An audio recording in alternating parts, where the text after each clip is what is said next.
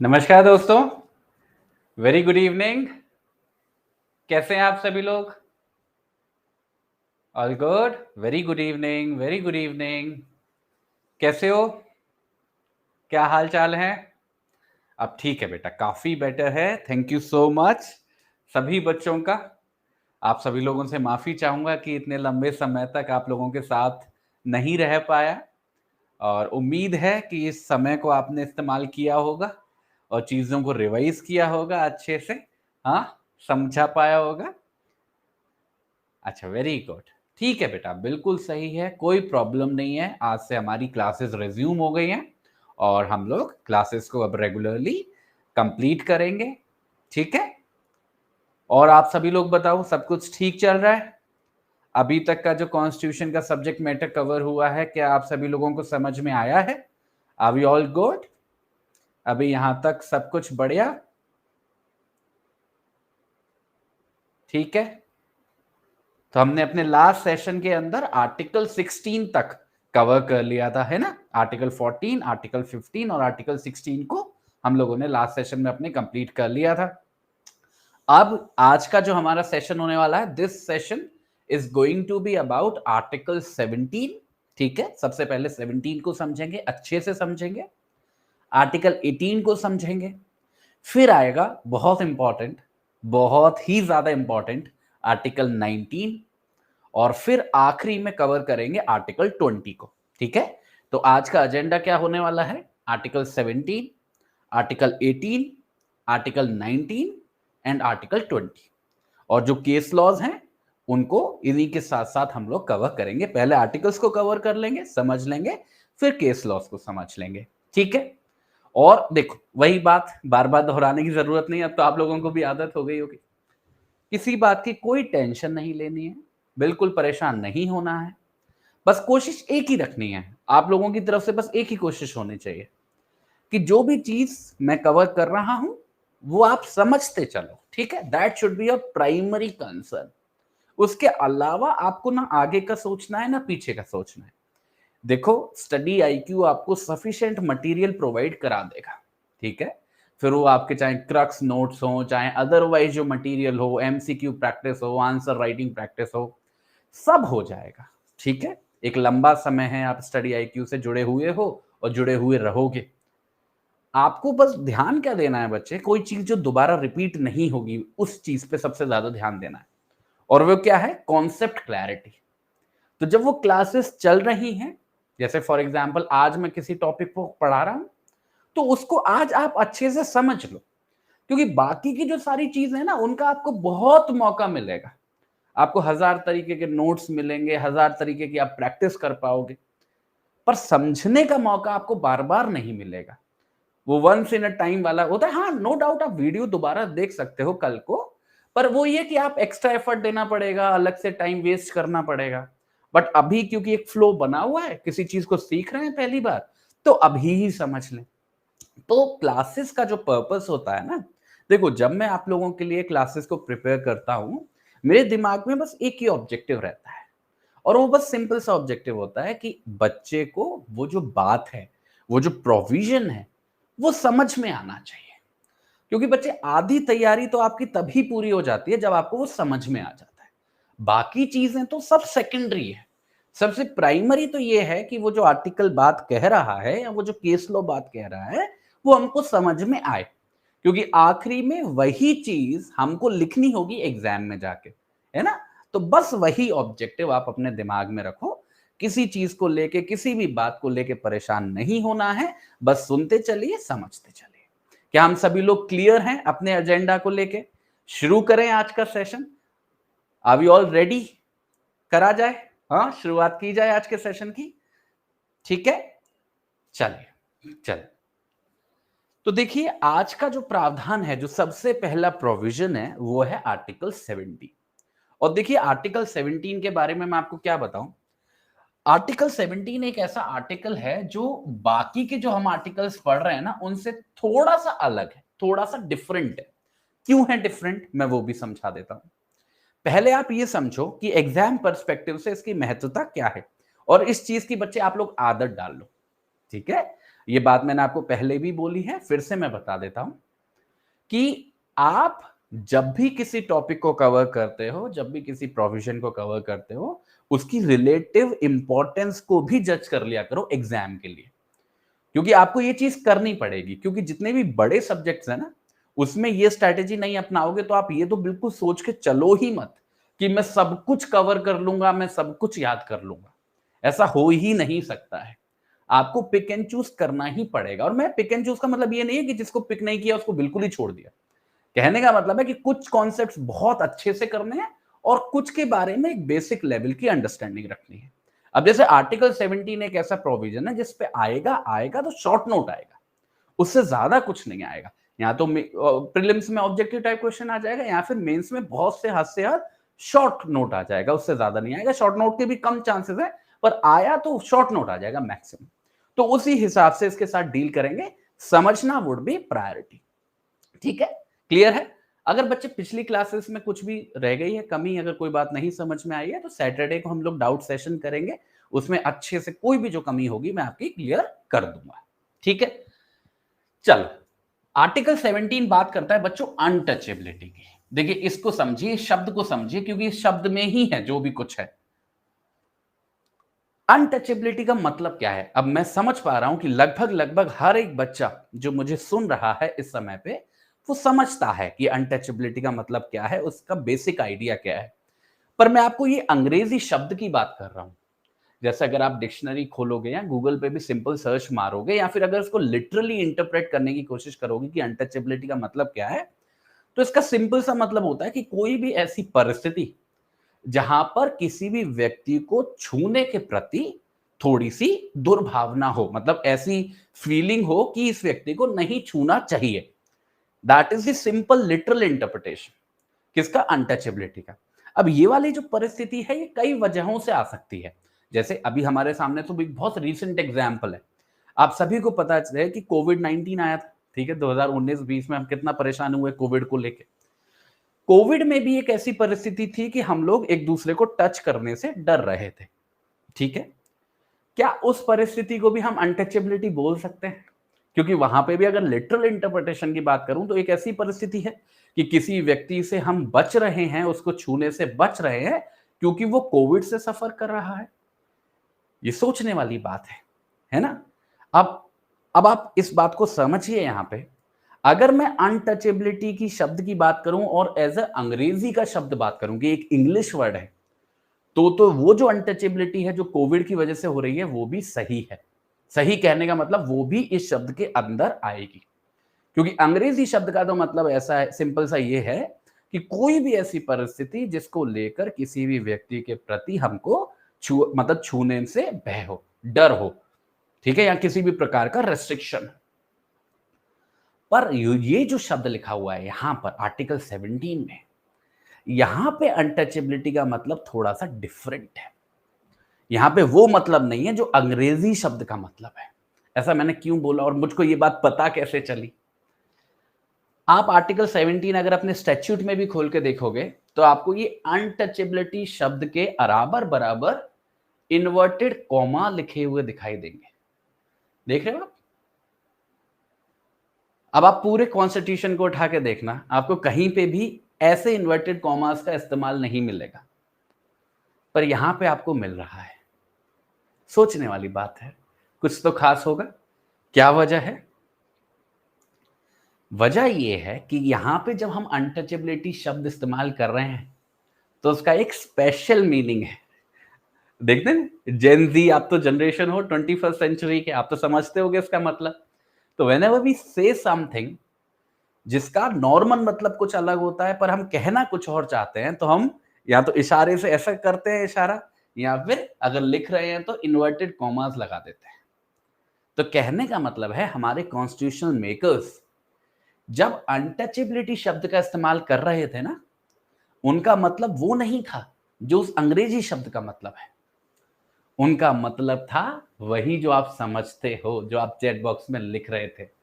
मतलब धार्मिक आधार पर या जाति के आधार पर किसी भी व्यक्ति के साथ छुआछूत का व्यवहार करना, मतलब कोई भी ऐसी सिचुएशन जो है तो अनटचेबिलिटी की, हम किसी व्यक्ति को छू नहीं रहे हैं, पर उसके पीछे जो वजह है वो वजह या तो जाति के कारणों से आ रही है, या धार्मिक कारणों से आ रही है, या किसी कल्चरल या किसी कुरीति की वजह से आ रही है, किसी ऐसी प्रैक्टिस की वजह से आ रही है। उसमें मेडिकल रीजन नहीं है, या उसमें अदरवाइज और कोई रीजन नहीं है जो शायद जस्टिफाई कर सके सिचुएशन को। कोविड की सिचुएशन तो जस्टिफाइड है ना, मैं क्यों नहीं छू रहा हूं उसके साथ उस किसी व्यक्ति को जिसको कोविड है। ये जो अनटचेबिलिटी की बात हो रही है वो अनजस्टिफाइड है। It is a unjustified scenario. तो हर एक परिस्थिति जहां पर किसी व्यक्ति को छूने से बचते हैं वो आर्टिकल 17 के अंदर कवर नहीं होती है बेटा।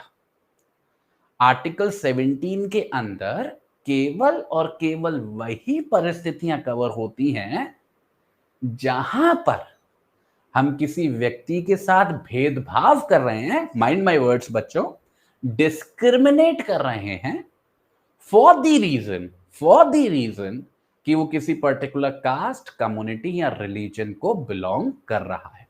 और यहां पे हमारा डिस्क्रिमिनेशन से एक बहुत स्पेसिफिक मतलब है, और वो है छुआछूत की भावना रखना। ठीक है, और देखो छुआछूत की भावना दो तरीके से होती है। छुआछूत का मतलब ये नहीं है नेसेसरीली कि मैं उस व्यक्ति को नहीं छूंगा, दिस इज नॉट इट। क्योंकि देखो यार, मैं भी इंसान हूं, मेरी मर्जी, मैं किसी को छू या नहीं छू। राज्य मेरे को कैसे बोलेगा कि तुम्हें इस व्यक्ति को छूना ही पड़ेगा?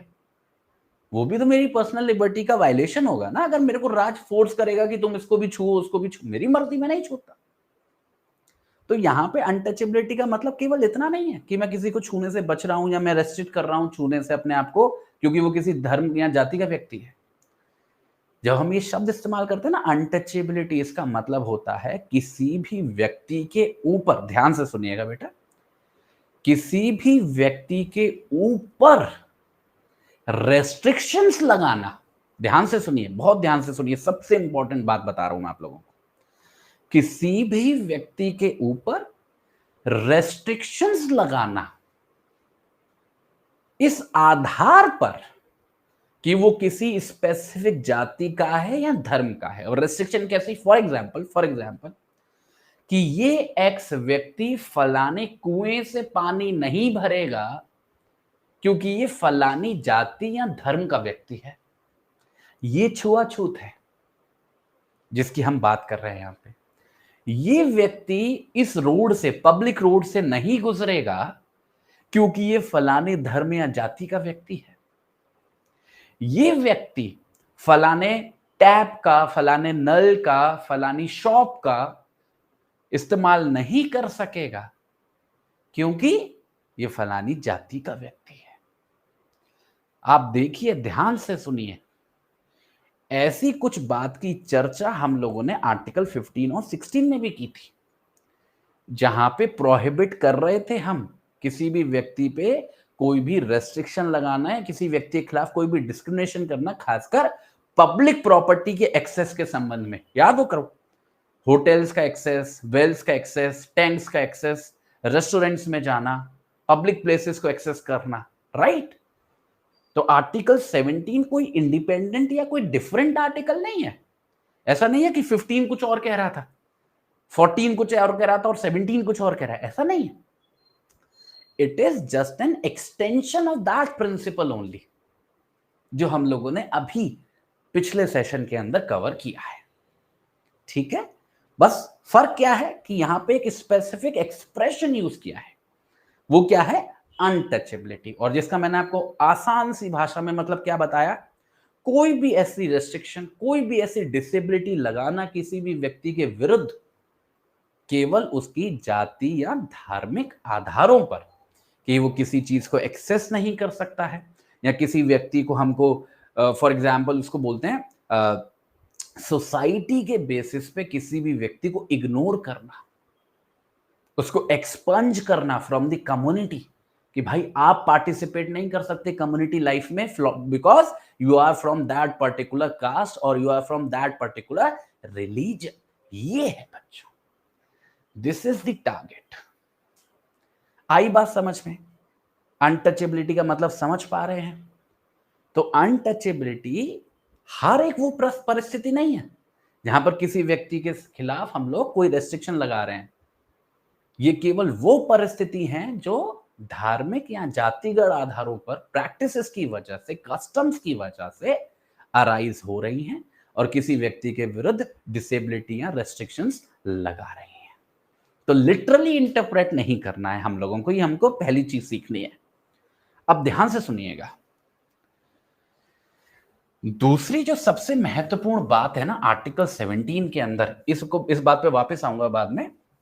आर्टिकल 17 के अंदर जो दूसरी सबसे महत्वपूर्ण बात है वो ये है कि अगर कोई भी रेस्ट्रिक्शन या डिसेबिलिटी लगाई गई अनटचेबिलिटी के आधार पर, तो दोस्तों वो पनिशेबल ऑफेंस होगा। यहां से आपका एमसीक्यू बन सकता है बच्चों। पनिशेबल ऑफेंस होगा कानून के अनुसार। अब ध्यान से सुनिएगा मेरी बातों को। देखिए दोस्तों, हम लोगों ने आर्टिकल 14 के अंदर इक्वालिटी का प्रिंसिपल स्थापित किया था, इक्वालिटी की बात की थी, equality before law, equal protection of law. फिर आर्टिकल 15 के अंदर हमने 6 सब क्लॉजेस पढ़े जिसमें अलग अलग मायनों में हम लोग इक्वालिटी एस्टेब्लिश कर रहे थे। सेम काम हम आर्टिकल 16 में भी कर रहे थे। पर एक बात का आपने ध्यान दिया, हम जो वो सारी चीजें कर रहे थे आर्टिकल 14 में ले लो या 15 में ले लो या 16 में ले लो, हम कहीं ना कहीं स्टेट को केंद्र में रख रहे थे। और स्टेट का मतलब क्या है, हमने आर्टिकल 12 के अंदर समझा था। आर्टिकल 12 में क्या क्या आता है स्टेट की डेफिनेशन में, याद करिए जरा। Parliament, government of India, state legislatures, state governments और लोकल एंड अदर अथॉरिटीज। तो उनको केंद्र में रख के बोला जा रहा था कि राज्य की जिम्मेदारी है कि उसे इक्वालिटी एंश्योर करनी है। फिर चाहे 14 ले लो, चाहे 15 ले लो, चाहे 16 ले लो। आर्टिकल 17 की यूनिक बात यह है दोस्तों कि ये केवल राज्य के विरुद्ध नहीं है। राज्य तो है ही, राज्य तो बच ही नहीं सकता है, पर ये इस समाज के, हमारे भारतीय समाज के हर एक व्यक्ति के, ध्यान से सुनिएगा बच्चों, बहुत ध्यान से सुनिएगा, हमारी सोसाइटी के हर एक प्राइवेट इंडिविजुअल के विरुद्ध है। मतलब यहां पे जो आपको डायरेक्शन दी जा रही है ना आर्टिकल 17 के अंदर, ये केवल स्टेट के लिए नहीं है, ये आप जैसे, मेरे जैसे लोगों के लिए भी है। आर्टिकल 17 केवल राज्य को नहीं बोल रहा है कि उसको छुआछूत का प्रैक्टिस नहीं करना है, उसको अनटचेबिलिटी का प्रैक्टिस नहीं करना है, वो आपको भी बोल रहा है बच्चों, और मेरे को भी बोल रहा है। और ऐसा क्यों हो पा रहा है? ऐसा इसलिए हो पा रहा है क्योंकि आर्टिकल 17 के अंदर ही बच्चों ये बात लिखी हुई है कि अगर कोई भी व्यक्ति प्रैक्टिस करता है अनटचेबिलिटी, ऐसे व्यक्ति को सजा दी जाएगी। पहली बात तो वो अनटचेबिलिटी को प्रैक्टिस करना अपराध होगा, एक ऑफेंस होगा, और उसके लिए सजा भी दी जाएगी कानून के अनुसार। ये बात है। तो समझिए, पहले डायरेक्शन दी कि अनटचेबिलिटी प्रैक्टिस नहीं करनी है, और कैसे लिखा, अनटचेबिलिटी इज एबोलिस्ड। कैसे लिखा, अनटचेबिलिटी इज एबोलिस्ड। और इसकी जो प्रैक्टिस है वो फॉरबिडन है, निषेध है। पहले तो डायरेक्शन दी, ऐसी डायरेक्शन हमने 14 में भी देखी है, 15 में भी देखी है, 16 में भी देखी है, और आगे आने वाले आर्टिकल्स में भी देखेंगे कई सारी डायरेक्शंस आएंगी कि ये नहीं करना है, वो करना है। ये तो आम बात है। खतरनाक बात है ये दूसरी वाली बात कि कोई भी डिसेबिलिटी अगर लगाई जाती है बच्चों अनटचेबिलिटी के आधार पर, वो एक पनिशेबल ऑफेंस होगा। क्या होगा? एक पनिशेबल ऑफेंस होगा। कोई भी व्यक्ति, भारतीय नागरिक हो या ना हो, कोई फर्क नहीं पड़ता है, कोई भी व्यक्ति, कोई भी संस्था या राज्य ही क्यों ना हो, अगर वो किसी भी प्रकार की डिसेबिलिटी लगाता है, रेस्ट्रिक्शन लगाता है किसी भी व्यक्ति के विरुद्ध अनटचेबिलिटी के आधार पर, it is a punishable offence. It is a punishable offence. और ये किसी कानून के अंदर नहीं लिखा है बेटा, ये हमारे भारतीय संविधान में ही लिखा है, हमारे आर्टिकल 17 में ही लिखा है, और कहीं नहीं लिखा। 17 के ही अंदर ये डिक्लेरेशन है। तो जब भी 17 को समझिएगा तो दो भागों में समझिएगा बच्चों, ध्यान से देखिए मेरी तरफ, दो भागों में समझिएगा। पहला भाग क्या कहता है कि जो आपका अनटचेबिलिटी है वो कभी ग्राउंड नहीं होगा किसी भी व्यक्ति के विरुद्ध किसी भी प्रकार की डिसेबिलिटी और रेस्ट्रिक्शन लगाने का। क्यों? क्योंकि जो अनटचेबिलिटी है उसको एबोलिश किया जाता है और उसकी जो प्रैक्टिस है वो अब फॉरबिडन है। ये कौन सी है बच्चों? पहली बात। दूसरी बात यह है कि अगर इस निर्देश के बावजूद कोई भी डिसेबिलिटी या रेस्ट्रिक्शन लगाई जाती है तो वो एक कानूनी अपराध होगा। क्या होगा? एक पनिशेबल ऑफेंस होगा as per the law. As per the law. ठीक है, अभी पनिशमेंट की बात पे आएंगे। पहले समझिए आर्टिकल 17 ने ये जो दो बातें कही, क्या वो हम सभी लोगों को क्लियर है? एक बार चैट बॉक्स में वाई टाइप करेंगे। Are we all clear in दोनों बातों को लेके?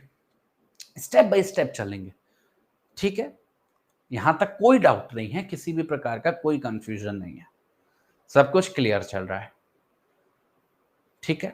चलिए अब आते हैं, जैसा बच्चे ने पूछा कि व्हाट इज द पनिशमेंट। देखिए, जब हम कॉन्स्टिट्यूशन के अंदर आर्टिकल 17 पे आंसर लिखेंगे, अगर क्वेश्चन आता है तो हमको बस एक और पॉइंट मेंशन करना है। और वो एक और पॉइंट क्या होगा दोस्तों?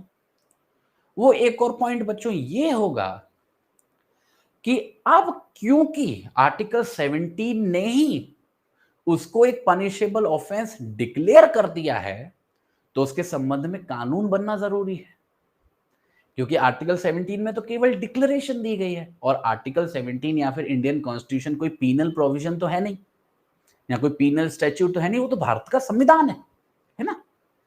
तो उसमें तो केवल घोषणा की गई कि अपराध होगा, पर उसको अपराध बनाने के लिए हमको एक कानून भी तो बनाना होगा। तो वो कानून कैसे बना? ध्यान से देखिए। एक कानून आया 1955 में जिसका नाम था, ध्यान दीजिएगा, अनटचेबिलिटी ऑफेंसेस एक्ट 1955। यही जो घोषणा की गई थी आर्टिकल 17 के दूसरे भाग में, जिसको अभी हम लोग पढ़ के आए हैं, उसी के अनुसार, उसी के नक्शे कदमों पर इस कानून के अंदर दोस्तों, इस एक्ट के अंदर अनटचेबिलिटी को एक पनिशेबल ऑफेंस बना दिया गया। ठीक है, पहली बात। आगे चलकर एक बदलाव हुआ, छोटा सा बदलाव हुआ 1976 में। इस कानून में कुछ खामियां थी, कुछ कमियां थी, उन कमियों को दूर किया गया, खामियों को दूर किया गया, और उसके साथ साथ इस कानून का नाम भी बदल दिया गया दोस्तों। कानून वही है, कानून का नाम बदल दिया गया और उसमें कुछ चेंजेस लाए गए हैं। और अब जो इसका नया नाम है वो क्या है? Protection of civil rights act of 1955। तो अभी के समय पर, at this point of time, अगर हम बात करें तो हमारा ये वाला कानून, कौन सा वाला? ये वाला protection of civil rights act of 1955, वो कानून है जो अनटचेबिलिटी के संबंध में कानूनी प्रावधान बनाता है और उसको पनिशेबल ऑफेंस के तौर पर ट्रीट करता है। तो अगर कोई भी व्यक्ति अनटचेबिलिटी के आधार पर डिस्क्रिमिनेशन करता है, डिसेबिलिटी लगाता है, तो वो व्यक्ति को सजा मिलेगी इस कानून के अनुसार। और मैं ये नहीं कह रहा हूं कि केवल यही एक इकलौता कानून है, ऐसा नहीं है। अन्य कानून भी हैं जो समाज में, हमारी सोसाइटी में अप्लाई होते हैं और वहां पर भी कुछ सिमिलर सिनेरियोस कवर होते हैं, पर हमको उसके संबंध में बहुत ज्यादा कंसर्न होने की जरूरत नहीं। इसलिए ऑल इन ऑल अगर बाई चांस शॉर्ट नोट आ गया मेंस में, तो आपको ये 3 बातें आर्टिकल 17 के संबंध में लिखनी ही लिखनी है। पहला, आर्टिकल 17 के अंदर की गई घोषणा कि भाई अनटचेबिलिटी एबोलिश्ड है, उसका जो प्रैक्टिस है वो फॉरबिडन है। दूसरी बात कि ये जो है इसकी जो प्रैक्टिस है, अनटचेबिलिटी की जो प्रैक्टिस है वो पनिशेबल ऑफेंस होगी एज पर द लॉ।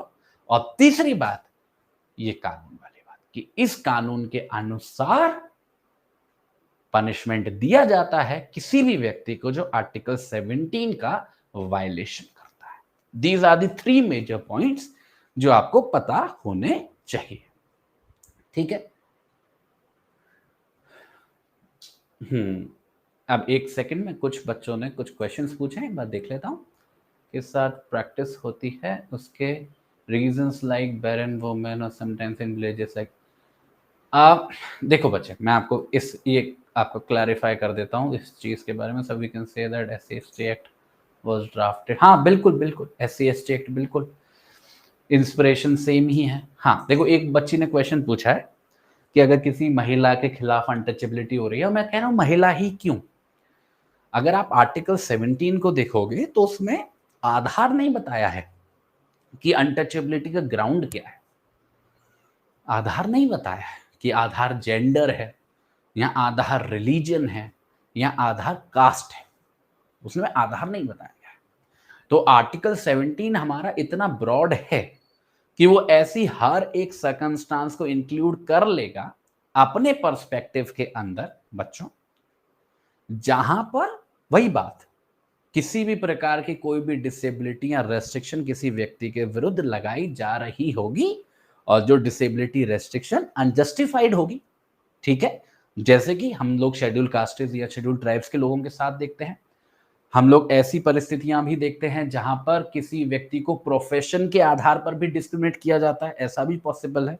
जैसा बच्ची बोल रही है, ऐसी भी परिस्थिति हो सकती है जहां पर किसी महिला के साथ डिस्क्रिमिनेशन होता है। पर एक बात ध्यान रखिएगा, वो इन्वर्टेड कॉमास, इस मीनिंग को एक्सटेंड करते करते इतना मत एक्सटेंड कर दीजिएगा जहां पर आप लोग बिल्कुल ही उसकी जो ओरिजिन्स हैं उनको भूल जाओ। हमने इन्वर्टेड कॉमा लगा के अनटचेबिलिटी के बराबर बराबर उसके जो मीनिंग है उसको रेस्ट्रिक्ट किया है और केवल उन्हीं परिस्थितियों तक सीमित करने की कोशिश की है जिस तरीके से हम उसको समझते हैं समाज के अंदर, as a ill practice, as a कुरीति। वहीं तक अपने आप को लिमिट रखना है, बहुत ज्यादा स्ट्रेच करने की कोशिश नहीं करनी है। ठीक है, क्लियर है? हाँ बेटा, सब पे अप्लाई होता है, ईच एंड एवरी वन। ठीक है, और नॉट ओनली इंडिविजुअल्स, संस्था ऑल्सो। ठीक है, कोई भी ऑर्गेनाइजेशन हो, कोई भी कॉर्पोरेट हो, कोई भी ऑफिस हो, एनीथिंग। ठीक है, चलो आर्टिकल 17 हम सब लोगों का क्लियर है। नेक्स्ट बढ़े। पनिशमेंट, मैंने बोला ना, पनिशमेंट वगैरह के संबंध में अभी आपको कंसर्न नहीं होना है जब तक कि वही इनमें से ही कोई एक्ट आपका माइनर एक्ट के तौर पर नहीं आ रहा हो आपके एग्जाम में, तब तक आपको कंसर्न होने की जरूरत नहीं है। मैंने बताया ना आपको, देखो relative importance of the topic आया तो मैक्स से मैक्स शॉर्ट नोट आएगा। और शॉर्ट नोट में क्या 2 पैरा लिखने हैं, 3 पैरा लिखने हैं, उसमें कहां पनिशमेंट लिखोगे आप, है ना। चलो आ जाओ, आगे बढ़े। दोस्तों, जो दूसरा प्रावधान हम लोग आज कवर करने वाले हैं, that is going to be article 18। ठीक है, आर्टिकल 18 बड़ा सिंपल सा आर्टिकल है। एक ऐसा आर्टिकल है जिसको समझने के लिए आपको किसी भी अन्य रिसोर्स की जरूरत ही नहीं है, बिल्कुल जरूरत नहीं है। अच्छे से लिखा हुआ आर्टिकल है, एक बार बस समझ लो ये कहता क्या है। अगर आपने समझ लिया तो आपके लिए बेयर एक्ट में लिखा हुआ ये आर्टिकल ही काफी होगा आपके एग्जाम पर्पस से। ठीक है, बात वही कहूंगा फिर से, रिलेटिव इंपॉर्टेंस की। बहुत ज्यादा इंपॉर्टेंट टॉपिक नहीं है, प्रीलिम्स में एमसीक्यू आ सकता है, मेंस में बहुत कम चांसेस है कि आएगा तो शॉर्ट नोट आएगा, उससे ज्यादा बहुत ज्यादा एक्सपेक्ट मत करिएगा। ठीक है, तो उसी हिसाब से इसको भी ट्रीट करते हैं आर्टिकल 18 को।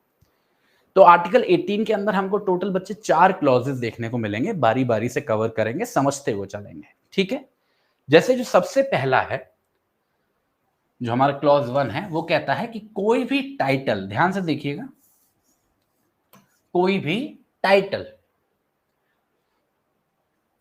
कन्फर नहीं किया जाएगा राज्य के द्वारा। किसके द्वारा? राज्य के द्वारा। देखिए ये भी एक स्किल है, एक अपने अंदर एक हैबिट डेवलप करिएगा, एक स्किल डेवलप करिएगा कि आप खुद से बेयर एक्ट को पढ़ना सीख ले। और उसको कैसे पढ़ा जाता है आप हमेशा नोटिस करिएगा, जब भी मैं बोर्ड पे किसी प्रोविजन को पढ़ाता हूं तो मैं किन पॉइंट्स पे, किन बिंदुओं पर दबाव दे रहा हूं, जोर दे रहा हूं। देखिए जैसे ये हमारे सामने एक प्रावधान लिखा हुआ है, क्लॉज 1 लिखा हुआ है। इसमें मेरे लिए सबसे महत्वपूर्ण बात क्या है? मेरे लिए दो बातें सबसे महत्वपूर्ण हैं अभी के लिए। पहला है टाइटल और दूसरा है स्टेट, दूसरा है राज्य, और इसी से पूरी कहानी बनेगी। जो क्लॉज 1 है वो कह रहा है कि किसी भी प्रकार का कोई भी टाइटल, और टाइटल का मतलब क्या? उपाधि। उपाधि मतलब तो समझते हो। तो किसी भी प्रकार का कोई भी टाइटल नहीं दिया जाएगा राज्य के द्वारा। ध्यान से सुनिएगा, इस बात का बहुत महत्व है। किसके द्वारा? राज्य के द्वारा। तो राज्य किसी भी प्रकार की कोई भी उपाधि किसी भी व्यक्ति को नहीं देगा, पहली चीज। अब आप सभी लोग सोच रहे होंगे कि सर इस बात की इतनी ज्यादा महत्वता है क्या, इतनी ज्यादा इंपॉर्टेंस है क्या कि हमने इसको फंडामेंटल राइट में डाला हुआ है? काफी बच्चे रिलेट नहीं कर पाते हैं। Sir title, is it that important? Yes, क्योंकि हम कौन सा टॉपिक पढ़ रहे हैं अभी? Right to equality, article 14 to 18।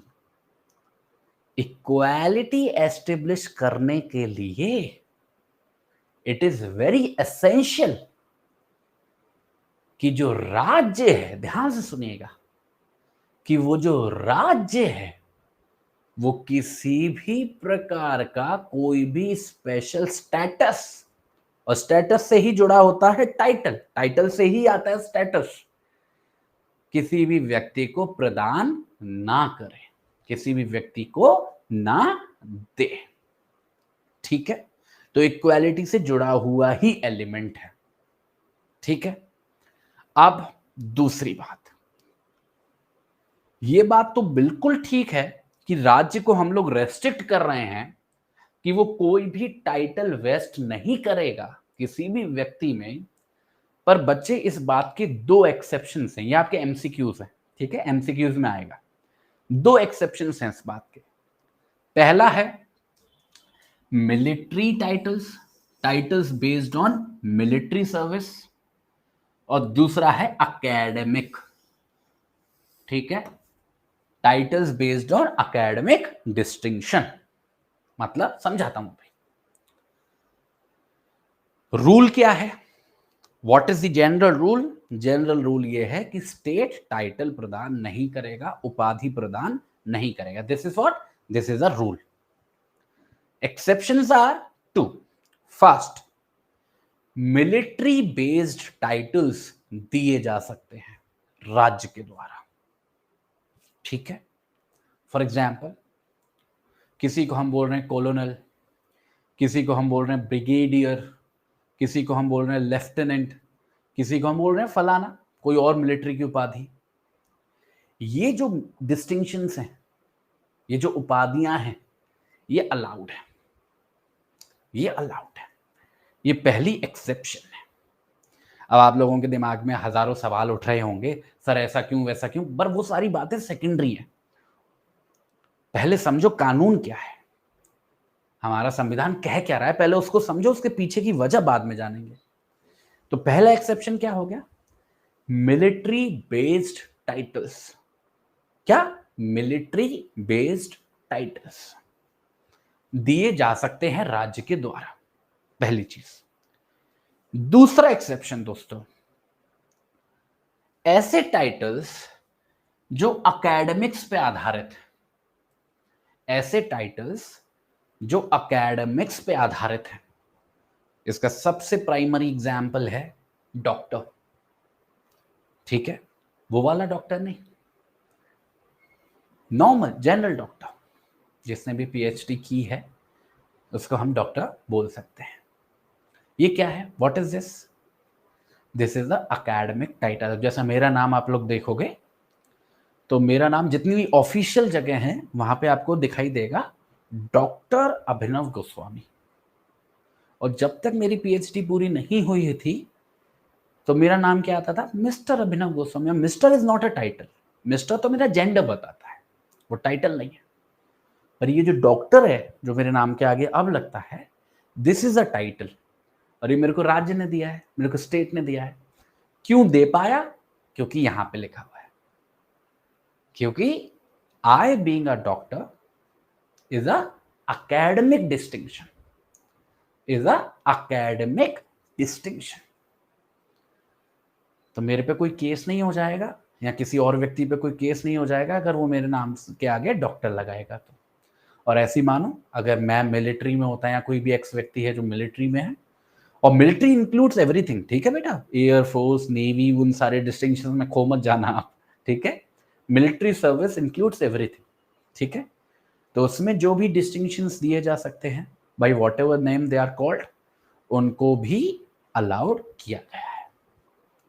अब ध्यान से देखिए, अब देखो जैसे लॉयर है या जज है या प्राइम मिनिस्टर है या प्रेसिडेंट है, बेटा these are not titles, understand this, these are not titles. हम किसी को इज्जत देने के लिए कुछ भी बोल सकते हैं, दैट इज समथिंग डिफरेंट। वकील साहब बोल दें, लॉयर साहब बोल दें, जज साहब बोल दें, दैट इज डिफरेंट। बट आप उनका देखना, जब नाम लिखा जाएगा कहीं पे भी, वो मिस्टर करके ही लिखा जाएगा officially, I am saying officially. Otherwise तो किसी को आप रेस्पेक्ट देने के लिए जैसे वैसे बोलते तो हम लोग भी, पीएम मोदी जी हैं, पीएम नरेंद्र मोदी जी, पीएम लगा देते हैं उनके नाम के आगे, but PM is not the title. जैसे डीआर टाइटल है वैसे नहीं, या फिर जैसे मिलिट्री डिस्टिंक्शंस हैं जैसे वो टाइटल है वैसे नहीं। These are only two options. नहीं, एडवोकेट बिल्कुल टाइटल नहीं है, बिल्कुल भी नहीं है। तो आप जैसे लिख लेते हो एडीवी डॉट या एडवोकेट लिख देते हो, लिख दो, वो आपको आपकी प्रोफेशनल जानकारी दे रहा है कि ये बंदा एडवोकेट है, उससे ज्यादा कुछ नहीं, वो आपका टाइटल नहीं है, ठीक है, क्लियर है।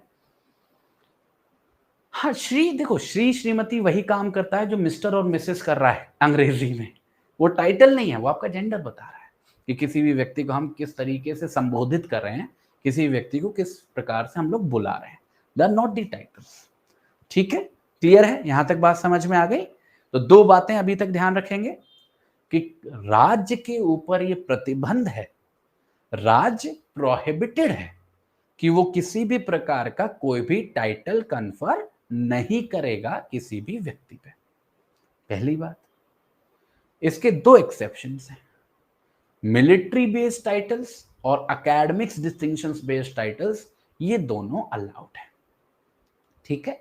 हाँ बेटा, एमबीबीएस वाला भी डॉक्टर, वो तो पढ़ाई लिखाई करके ही आ रहा है ना, वो भी एकेडमिक डिस्टिंक्शन ही है, वो अलाउड है, ठीक है, क्लियर है। हाँ, अगर कोई इंजीनियर है जिसने पीएचडी करी है इंजीनियरिंग में तो डॉक्टर लगा सकता है। अब केवल वो बीटेक करके या फिर इंजीनियरिंग का कोई कोर्स करके बोले कि मेरे नाम के आगे इंजीनियर लगेगा, दैट इज नॉट अलाउड। अब जैसे कोई एडवोकेट भी है फॉर एग्जाम्पल, वो भी पा सकता है, अगर वो लॉ में पीएचडी कर ले तो उसके नाम के आगे डॉक्टर लग जाएगा, ठीक है, पर एडवोकेट होने का टाइटल नहीं मिलेगा, ठीक है। ऐसे मोदी जी भी हैं, तो मोदी जी भी अगर पीएचडी कर ले तो उनको भी डॉक्टर का टाइटल मिल जाएगा, पर वो पीएम का टाइटल नहीं मिलेगा, ठीक है, क्लियर है। यहां तक सारी बातें समझ में आ गई है। बस ये जो चार बातें लिखी है, इसके अलावा इसके बाहर कुछ भी नहीं है। अब जितनी भी 50,000 चीजें सोचते रहो, पुलिस और ये XYZ, किसी का कोई मतलब नहीं है, केवल ये जो चार चीजें आपके सामने लिखी हुई है इनको याद रखना है। अब बढ़ते हैं दूसरे पॉइंट पे। कोई भी नागरिक, ध्यान से देखिएगा बच्चे, भाषा में ही सब कुछ है, कोई भी नागरिक स्वीकार नहीं करेगा, no citizen of India shall accept any title from any foreign state। ध्यान से सुनिएगा और फर्क करिएगा क्लॉज 1 में और क्लॉज 2 में, ध्यान से सुनिएगा। क्लॉज 1 कह रहा था कि राज्य, और राज्य से मतलब स्टेट की डेफिनेशन जो हमने पढ़ी आर्टिकल 12 में, राज्य टाइटल कन्फर नहीं करेगा। पर जो क्लॉज 2 है वो क्या कह रहा है कि कोई भी भारतीय नागरिक, ध्यान से सुनिएगा, नागरिकों की बात हो रही है, एलियंस फॉरेनर्स की बात नहीं हो रही है।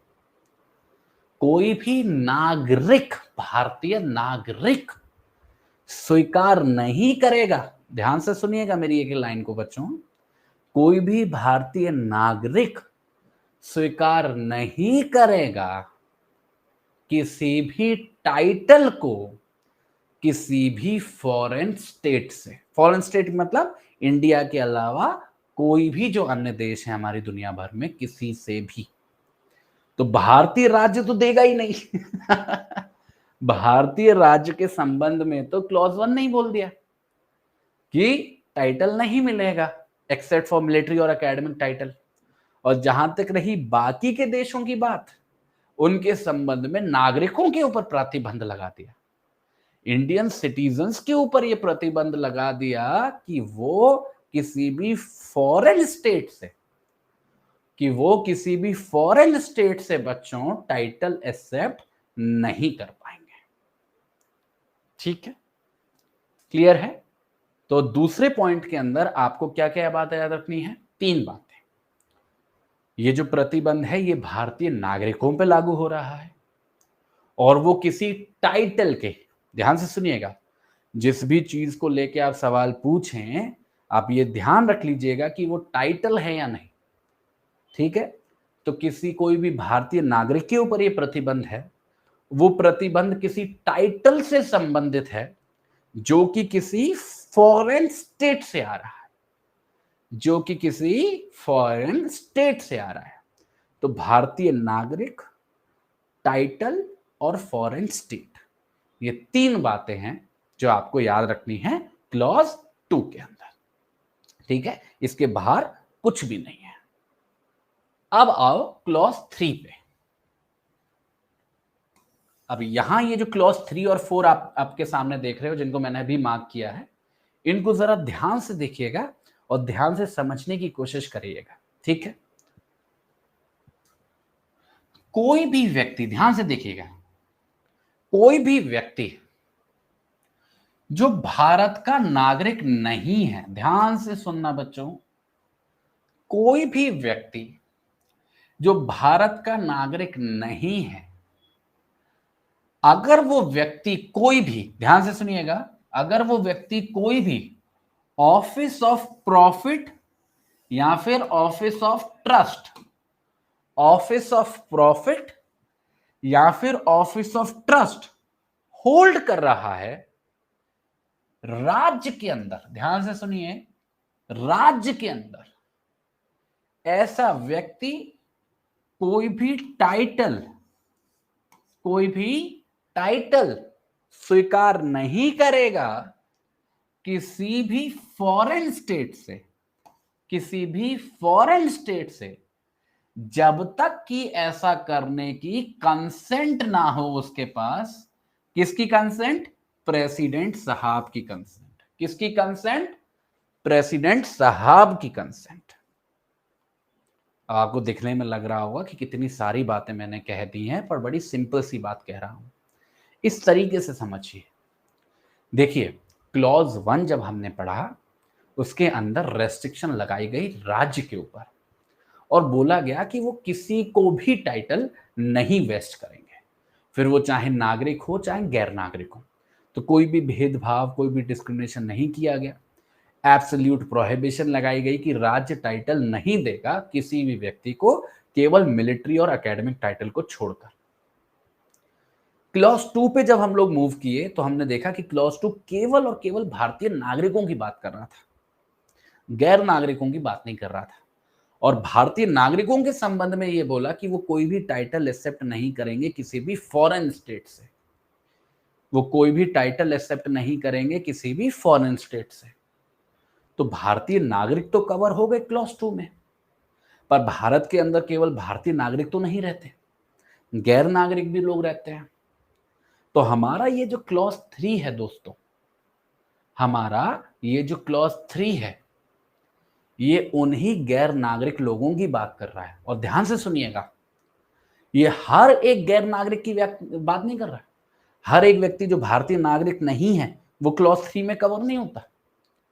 केवल ऐसे लोग, केवल ऐसे व्यक्ति जो गैर नागरिक तो हैं ही, मतलब भारतीय नागरिक तो नहीं है, साथ के साथ वो राज्य के अंदर, ध्यान से सुनिएगा, सबसे महत्वपूर्ण बात यही है, वो राज्य के अंदर कोई भी ऑफिस ऑफ प्रॉफिट या फिर ऑफिस ऑफ ट्रस्ट होल्ड करते हैं, मतलब ऐसी कोई भी पोजीशन होल्ड करते हैं जिससे उन्हें मुनाफा होता है, मतलब किसी भी प्रकार की कोई भी नौकरी करते हैं या फिर किसी ऐसे पद पर है जिस पद के लिए उनके ऊपर भरोसा जमाया गया है, ऑफिस ऑफ ट्रस्ट होल्ड करते हैं। ठीक है, ऐसा कोई भी गैर नागरिक जो राज्य के लिए या राज्य के अंदर किसी भी प्रकार का कोई भी ऑफिस ऑफ प्रॉफिट या फिर ऑफिस ऑफ ट्रस्ट अगर होल्ड करता है तो ऐसा व्यक्ति भी कोई भी टाइटल स्वीकार नहीं करेगा किसी भी फॉरेन स्टेट से, क्योंकि इंडियन स्टेट तो देगी नहीं, क्लॉज 1 के अंदर उसे प्रोहिबिट कर दिया है। तो कोई भी टाइटल स्वीकार नहीं करेगा किसी भी फॉरेन स्टेट से।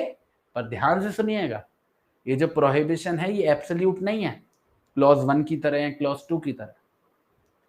ये जो गैर नागरिक व्यक्ति है जो ऑफिस ऑफ प्रॉफिट और ऑफिस ऑफ ट्रस्ट होल्ड कर रहा है, ये टाइटल स्वीकार नहीं करेगा किसी भी फॉरेन स्टेट से जब तक कि, ध्यान से सुनो, जब तक कि ऐसा करने की परमिशन ना मिल जाए उसको प्रेसिडेंट साहब से।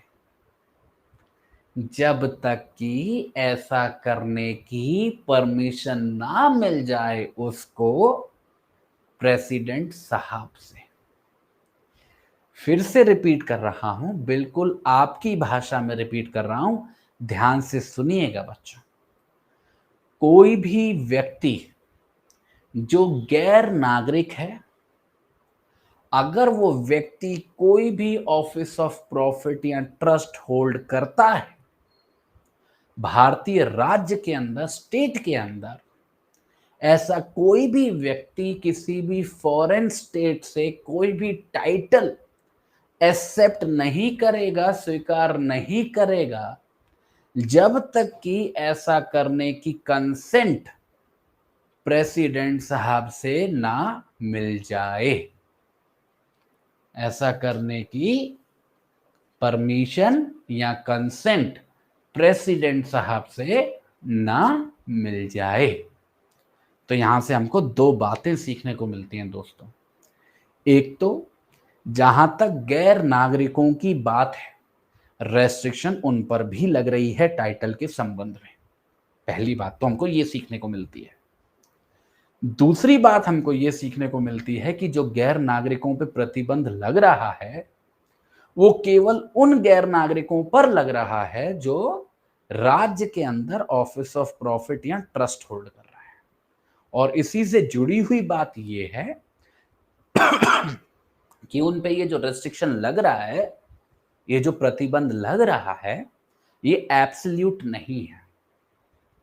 ऐसा हो सकता है कि वो फॉरेन स्टेट के द्वारा दिया गया कोई टाइटल स्वीकार कर पाए, बशर्त है कि प्रेसिडेंट साहब ऐसा करने उनको दें, इस बात की कंसेंट दे दें, इस बात की परमिशन दे दें। अब यहीं पे फर्क आ जाता है, यहीं पे फर्क आ जाता है एक भारतीय नागरिक होने में और एक गैर नागरिक होने में। जहां तक भारतीय नागरिक की बात है क्लॉज 2 के अंदर, वो रेस्ट्रिक्शंस बच्चों एब्सोल्यूट है। मतलब कोई भी भारतीय नागरिक, कोई भी भारतीय नागरिक किसी भी फॉरेन स्टेट से टाइटल स्वीकार नहीं कर सकता है, बात खत्म। यहां पे प्रेसिडेंट साहब का कोई रोल नहीं है, ये एब्सोल्यूट रेस्ट्रिक्शन है। पर जहां तक गैर नागरिकों की बात है, उनके संबंध में टाइटल को प्राप्त करना पॉसिबल है अगर प्रेसिडेंट साहब ऐसा करने की कंसेंट दें तो। ठीक है, क्लियर है? समझ में आ गई सारी बात? देखो, ऑफिस ऑफ ट्रस्ट और ऑफिस ऑफ प्रॉफिट को लेके बिल्कुल कंफ्यूज मत होना। हमारे पास 5000 लगभग जजमेंट है इसी बात को लेके कि ऑफिस ऑफ प्रॉफिट क्या होता है, ऑफिस ऑफ ट्रस्ट क्या होता है। आपको बस इतनी सी बात समझनी है कि कोई भी गैर नागरिक व्यक्ति राज्य के अंदर किसी भी पद को संभाल रहा है, किसी भी पद को संभाल रहा है, और वो पद किसी नौकरी से भी संबंधित हो सकता है, ठीक है, किसी अन्य जिम्मेदारी से भी संबंधित हो सकता है। तो अगर कोई गैर नागरिक व्यक्ति है जो राज्य के लिए काम कर रहा है, उस पे ये प्रोहिबिशन लागू होती है, ठीक है। अभी देखो, आप बहुत ज्यादा फ्यूचर की मत सोचो, भारत रत्न है या नहीं, क्या हो रहा है, डिटेल्स में फंस रहे हो, कॉन्सेप्चुअल क्लैरिटी नहीं आ पाएगी। कॉन्सेप्चुअल क्लैरिटी पहले लेते हैं, फिर डिटेल्स को कवर करते हैं, क्योंकि भारत रत्न की जो आप बात कर रहे हो ना, उसके ऊपर प्रॉपर केस लॉ आएगा। जब मैं केस लॉ को पढ़ाऊंगा तो मैं आपको समझा दूंगा। आप एक भारत रत्न को लेके इतना इंपॉर्टेंट कॉन्सेप्ट नहीं समझ पाओगे, है ना? क्लियर है यहां तक? ठीक है। अरे बेटा, कोई भी जॉब, जैसे मेरी सरकारी नौकरी लग गई और मानो मैं भारतीय नागरिक नहीं हूं, मैं राज्य के लिए काम करता हूं, सोचो मैं आ गया प्रोहिबिशन के अंदर। सिंपल सी बात है, ठीक है, क्लियर है? अब देके चल रहा हूं मैं आप लोगों को क्लॉज 4 पर। कोई भी व्यक्ति, देखिए ध्यान से, बहुत ध्यान से, कोई भी व्यक्ति जो कोई भी ऑफिस ऑफ प्रॉफिट या ट्रस्ट होल्ड करता है राज्य के अंदर, ध्यान से सुनिएगा, राज्य के अंदर, वो किसी भी प्रकार का, कोई भी, ध्यान से सुनिएगा, किसी भी प्रकार का कोई भी प्रेजेंट, एमोलमेंट्स या ऑफिस स्वीकार नहीं करेगा किसी भी फॉरेन स्टेट से, किसी भी फॉरेन स्टेट से, जब तक कि ऐसा करने की कंसेंट उस व्यक्ति को ना मिल जाए, किससे? प्रेसिडेंट साहब से। किससे? प्रेसिडेंट साहब से। ध्यान से, पहले सिंक इन होने दो, इंफॉर्मेशन जो आपको दी है ना, उसको पहले ग्रैस्प करो, समझने की कोशिश करो, क्योंकि हमेशा कोई नहीं होगा आपको समझाने के लिए, इसलिए वो कैपेबिलिटी का डेवलप करना बहुत जरूरी है। ये जो आप अपने सामने देख रहे हो क्लॉज 4 को, ये आपसे क्या कह रहा है, पहले उसकी बारीकियों को समझने की कोशिश करिए, और सब कुछ देखिए आपके सामने, भाषा में ही सब कुछ है। देखिए, सबसे पहली बात जो आप नोटिस करेंगे इस क्लॉज 4 के बारे में, वो ये है कि ये जो एक्सप्रेशन यूज कर रहा है, वो कर रहा है पर्सन। पर्सन यहां पे भी यूज हुआ था, पर यहां पे खास बात है, यहां पे ये पर्सन शब्द इस्तेमाल कर रहा है और उसके आगे कुछ नहीं कह रहा कि कोई व्यक्ति सिटीजन है या नॉन सिटीजन। इसका मतलब क्या हुआ कि ये दोनों ही कैटेगरी के लोगों पे अप्लाई हो रहा है। मतलब कोई भी व्यक्ति, चाहे वो भारतीय नागरिक हो चाहे ना हो, ये दोनों ही कैटेगरी के लोग इस क्लॉज 4 के अंदर कवर होते हैं। सबसे पहली चीज तो आपको ये सीखनी है क्लॉज 4 के बारे में।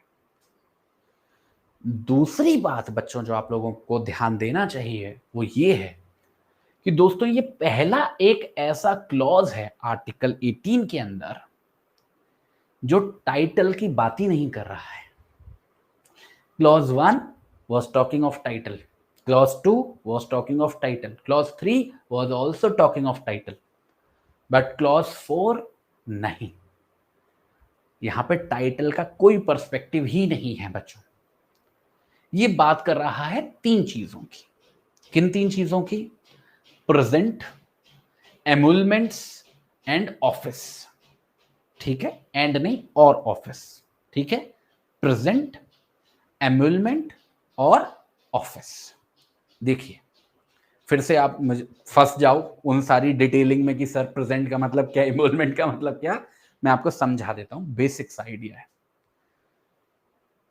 कोई भी किसी भी प्रकार का कोई भी उपहार, किसी भी प्रकार का कोई भी प्रेजेंट, प्रेजेंट मतलब पैसा हो सकता है, ठीक है, कोई और चीज हो सकती है, ठीक है।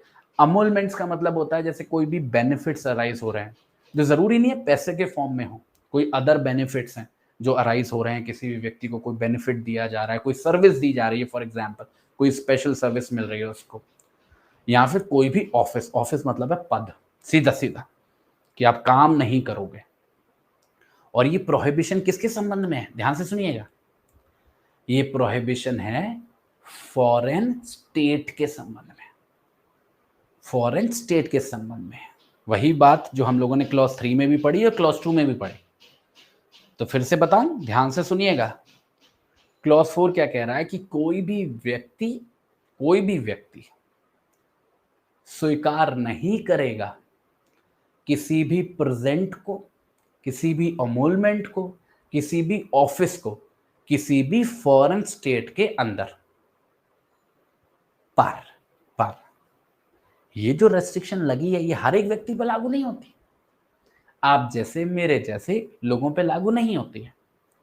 ये केवल उन्हीं व्यक्तियों के लिए है जो नागरिक हो चाहे ना हो, जो स्टेट के अंदर, स्टेट मतलब क्या, आर्टिकल 12, जो स्टेट के अंदर किसी भी प्रकार का कोई भी ऑफिस ऑफ प्रॉफिट या फिर ऑफिस ऑफ ट्रस्ट होल्ड कर रहे हो।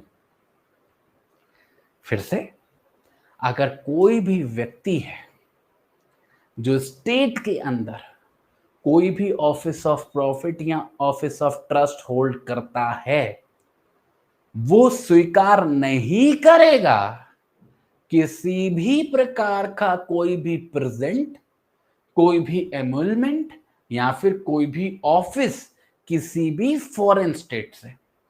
3 बातें हो गई। आखिरी बात, क्लॉज 3 की तरह ही क्लॉज 4 भी बच्चों एब्सोल्यूट रेस्ट्रिक्शन नहीं है। यहां पे भी ऐसा पॉसिबल है कि कोई व्यक्ति जो ऑफिस ऑफ प्रॉफिट या ट्रस्ट होल्ड करता है स्टेट के अंदर, वो किसी प्रेजेंट एमोलमेंट या ऑफिस को स्वीकार कर पाए किसी फॉरेन स्टेट के अंदर, बशर्त है बेस्ड ऑन द कंडीशन कि प्रेसिडेंट साहब कंसेंट दे दें, प्रेसिडेंट साहब ऐसा करने की कंसेंट दे दें।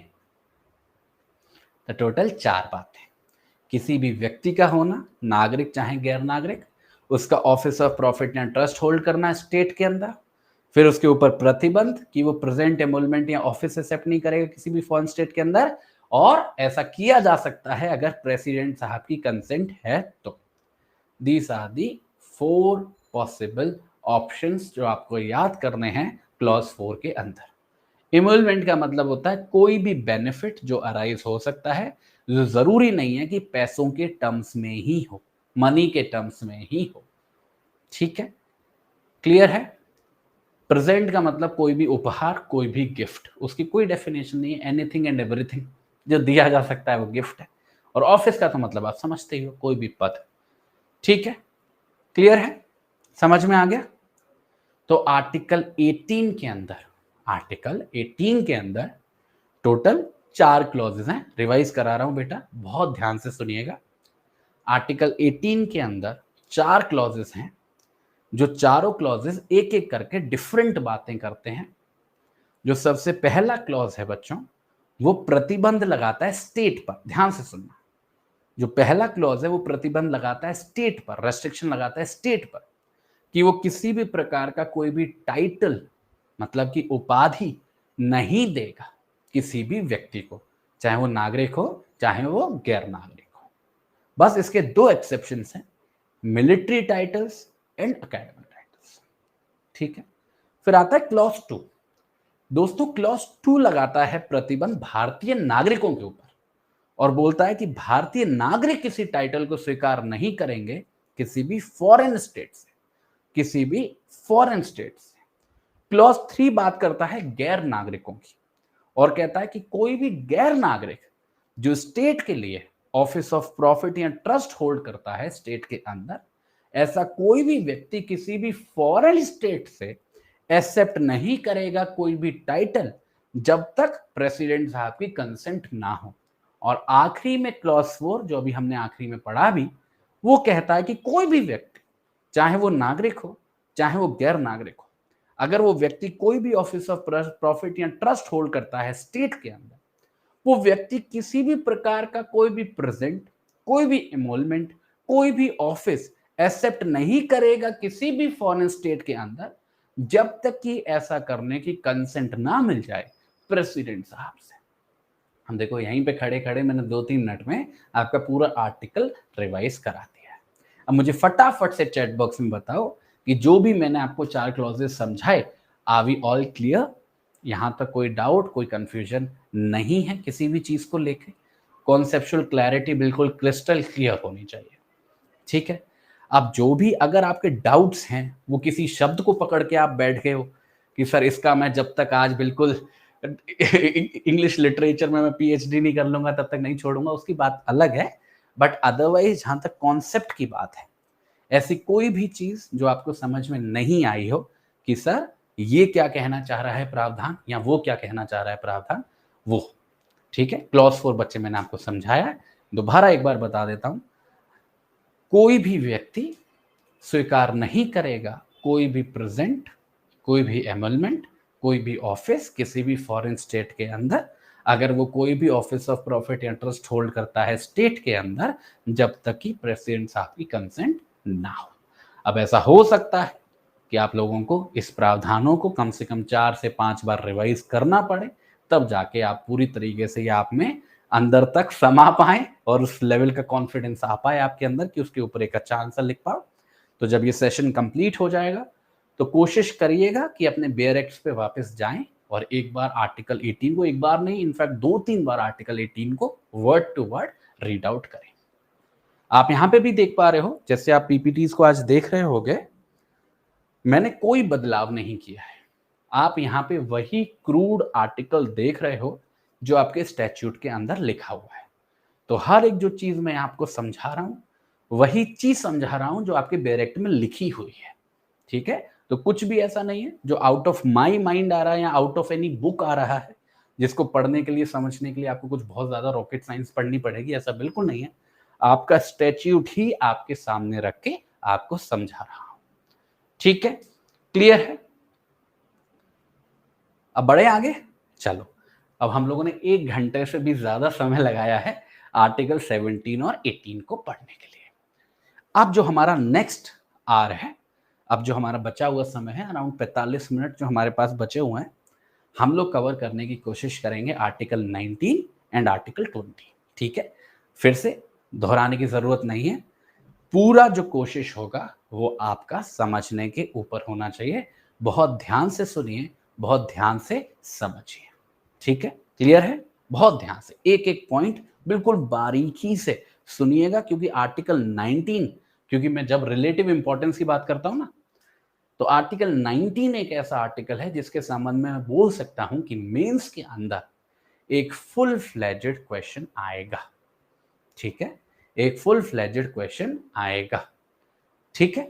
नहीं बेटा, केस लॉ मैं लास्ट में ही कराता हूं, ठीक है? पहले हम सारे प्रोविजंस को कवर कर लेंगे जो हमारा आज का एजेंडा है, फिर बारी बारी से हम लोग केस लॉस को कवर करेंगे, ठीक है? तो आर्टिकल 19 जब मैं समझा रहा हूं, बहुत ध्यान से, बहुत ध्यान से, कुछ नहीं है, घबराना नहीं है, समझना है बस।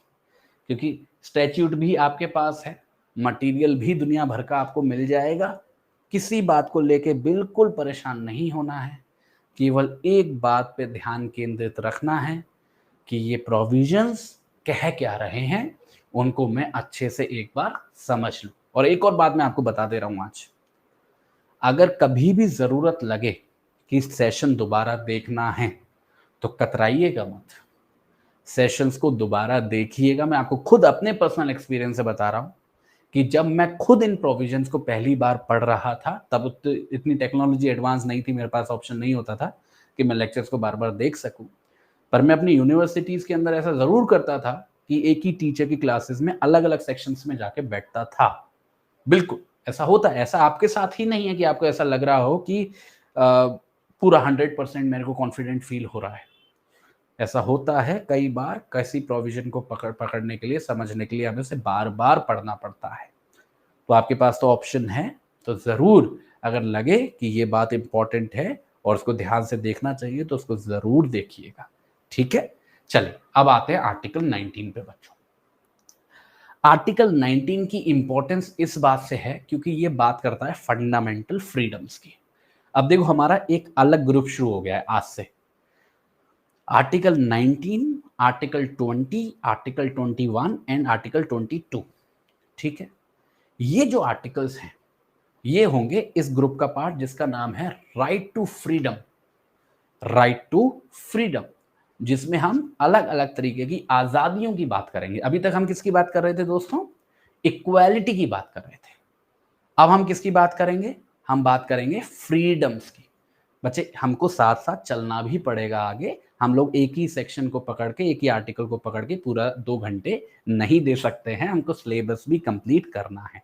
मैं अपनी तरफ से पुरजोर कोशिश कर रहा हूं कि जो सफिशिएंट टाइम है हर एक आर्टिकल को, हर एक प्रावधान को दूं। पर आप अगर सोच रहे हैं कि मैं केवल आर्टिकल 17 या 18 पे पूरा सेशन निकाल दूं तो ऐसा पॉसिबल नहीं हो पाएगा। ठीक है, तो थोड़ा एफर्ट आप लोगों को भी करना पड़ेगा, थोड़ा एफर्ट मुझे भी करना पड़ेगा। बाकी अगर अब भी आपका कोई डाउट रह गया है तो सैटरडे को डाउट सेशन होगा, तो आप वहां पे जरूर पूछ लीजिएगा। ठीक है, चलिए अब बात करते हैं आर्टिकल 19 की। देखिए आर्टिकल 19 बात करता है फंडामेंटल फ्रीडम्स की, और सबसे पहली बात जो सबसे इंपॉर्टेंट है, जो आपको सीखनी और समझनी है, वो है कि आर्टिकल 19 केवल और केवल भारतीय नागरिकों की बात करता है। किसकी बात करता है? भारतीय नागरिकों की। किसकी? भारतीय नागरिक की। बार बार क्यों रिपीट कर रहा हूं? क्योंकि इस बात को याद रखना होगा आप लोगों को, क्योंकि ये जो सारी फ्रीडम्स हैं जिसको अभी मैं बारी बारी से आपको बताऊंगा, बहुत ही महत्वपूर्ण फ्रीडम्स हैं। ठीक है, देखिए आर्टिकल 19 का जो ए पॉइंट है वो बात करता है फ्रीडम ऑफ, ध्यान से सुनिएगा बच्चों, freedom of speech and expression. Freedom of speech and expression, बहुत ध्यान से, ये हमारी पहली फंडामेंटल फ्रीडम है। अब आप सभी को लग रहा होगा कि सर इसका मतलब क्या है। देखिए, जब भी आपको इस अधिकार को समझना हो तो आप उसको दो पर्सपेक्टिव से समझिएगा दोस्तों, दो पर्सपेक्टिव से। एक तो है सिंपल पर्सपेक्टिव, इंडिविजुअल पर्सपेक्टिव। जैसे मैं अगर एक व्यक्ति हूं तो मैं क्या समझता हूं इस अधिकार को देखकर? तो मैं समझता हूं कि स्पीच का मतलब है बोलना और एक्सप्रेशन का मतलब है अभिव्यक्त करना। ये दो अलग बातें हैं, जुड़ी हुई बातें हैं पर अलग अलग है। दोनों का मतलब क्या है मैं बता देता हूं। आर्टिकल 19 का ये जो ए पॉइंट है ये कह रहा है कि हर एक व्यक्ति के पास, हर एक व्यक्ति से मतलब है हर एक भारतीय नागरिक के पास अधिकार होगा कि वो बोल सकेगा और वो अपने आप को अभिव्यक्त कर सकेगा। और ध्यान से देखिएगा बच्चों, यहां पे एंड लगा हुआ है, एंड लगा हुआ है। इसका मतलब समझ पा रहे हो आप लोग? देखो बोलना एक चीज है, बोलना एक फिजिकल एक्टिविटी है। बोलने का मतलब क्या है कि मैं अपनी बॉडी का इस्तेमाल कर रहा हूं और मैं अपने अंदर से कुछ साउंड्स को प्रोड्यूस कर रहा हूं। बोलने का तो बस इतना सा ही मतलब है ना, स्पीच का मतलब तो इतना ही हुआ, उससे ज्यादा कुछ नहीं हुआ। पर यहां पे बोलने का मतलब केवल बोलना नहीं है for the sake of it. बोलने के साथ जुड़ी हुई है अभिव्यक्ति, मतलब एक्सप्रेशन। और जब मैं इस शब्द का इस्तेमाल करता हूं एक्सप्रेशन का, ये है महत्वपूर्ण बात। इसका मतलब हुआ मैं वो बोल सकता हूं जो मैं सोचता हूं, मतलब कि मैं वो बोल सकता हूं जो मैं बोलना चाहता हूं। समझ पा रहे हैं? केवल बोलने का मतलब बोलना नहीं है कि मैं अपनी जीबा का इस्तेमाल कर पा रहा हूं, अपने मुंह का इस्तेमाल कर पा रहा हूं, साउंड्स प्रोड्यूस कर पा रहा हूं। केवल मेरा ये अधिकार नहीं है, उन साउंड्स के माध्यम से मैं अपने आप को अभिव्यक्त कर पा रहा हूं, अपनी पर्सनैलिटी को डिस्प्ले कर पा रहा हूं, अपनी सोच को झलका पा रहा हूं, ये मेरा अधिकार है दोस्तों। Right to speech and expression, freedom of speech and expression, ना केवल बोलने का अधिकार बल्कि अपने आप को अभिव्यक्त करने का अधिकार। ये क्या है? इंडिविजुअल पर्सपेक्टिव है। आप जैसे, मेरे जैसे व्यक्ति जब इस अधिकार को सोचेंगे तो वो कुछ इस तरीके से इसको इंटरप्रेट करेंगे। पर केवल इतना ही नहीं, केवल इतना ही नहीं, इसका एक और पर्सपेक्टिव है। एक बात को जरा सोचिए, मैंने यहां पे कहा कि मेरे पास अभिव्यक्ति का अधिकार है, मतलब मैं अपने आप को एक्सप्रेस कर सकता हूं। पर आप एक बात को सोचिए कि मैं अपने आप को एक्सप्रेस कब कर पाऊंगा? मैं अपने आप को एक्सप्रेस कब कर पाऊंगा? जैसे मैं आपको एग्जांपल देता हूं। फॉर एग्जांपल, अभी आप सबको पता है इलेक्शन चल रहा है, नेशनल लेवल पे इलेक्शन चल रहा है, वोटिंग चल रही है। अब मैं चाहता हूं कि किसी पॉलिटिकल पार्टी के संबंध में या किसी भी पॉलिसी के संबंध में मैं अपनी बात को आगे रखूं, मैं अपने आप को अभिव्यक्त करूं। आर्टिकल 19 भी मेरे को ये राइट दे रहा है, मैं कर सकता हूं अभिव्यक्त। पर आपको नहीं लग रहा कि कुछ मिसिंग है? मेरे को एक चीज चाहिए तभी मैं अपने आप को अभिव्यक्त कर पाऊंगा। जब तक वो चीज नहीं होगी मैं अपने आप को अभिव्यक्त कर ही नहीं पाऊंगा। क्या हो सकती है वो चीज जिसके बिना अभिव्यक्ति पॉसिबल ही नहीं है? सोच पा रहे हैं? क्या वो ऐसी चीज है जिसके बिना अभिव्यक्ति हो ही नहीं सकती है? अधिकार का मैं करूंगा क्या? नहीं, नहीं। उसका मतलब है नहीं, बिल्कुल नहीं। अभी तक एक भी सही आंसर नहीं है। नहीं, नहीं, नहीं, नहीं। टर्न नहीं। चलो चलो, रुक जाओ रुक जाओ, ध्यान से ध्यान से। सबसे बड़ी जरूरत मेरी अभिव्यक्ति के लिए है इंफॉर्मेशन। क्या है? इंफॉर्मेशन।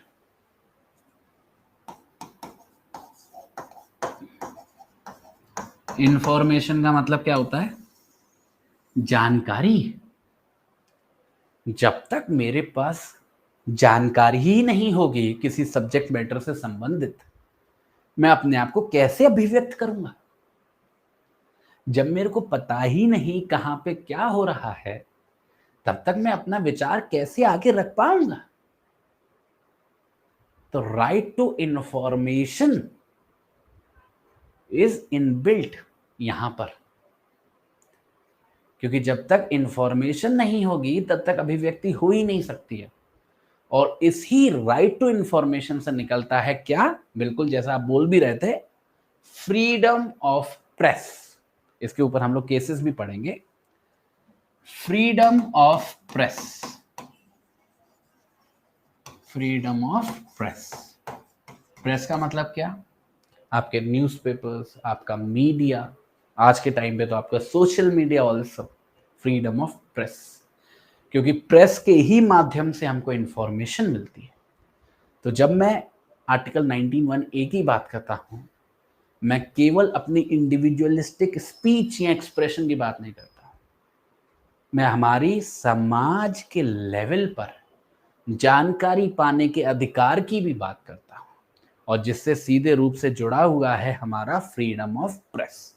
क्या जुड़ा हुआ है? Freedom of press.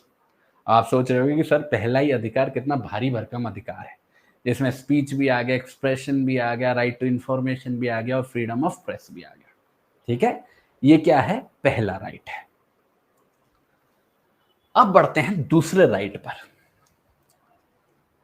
आर्टिकल 19(1) का जो क्लॉज बी है, ये बात करता है असेंबल होने की।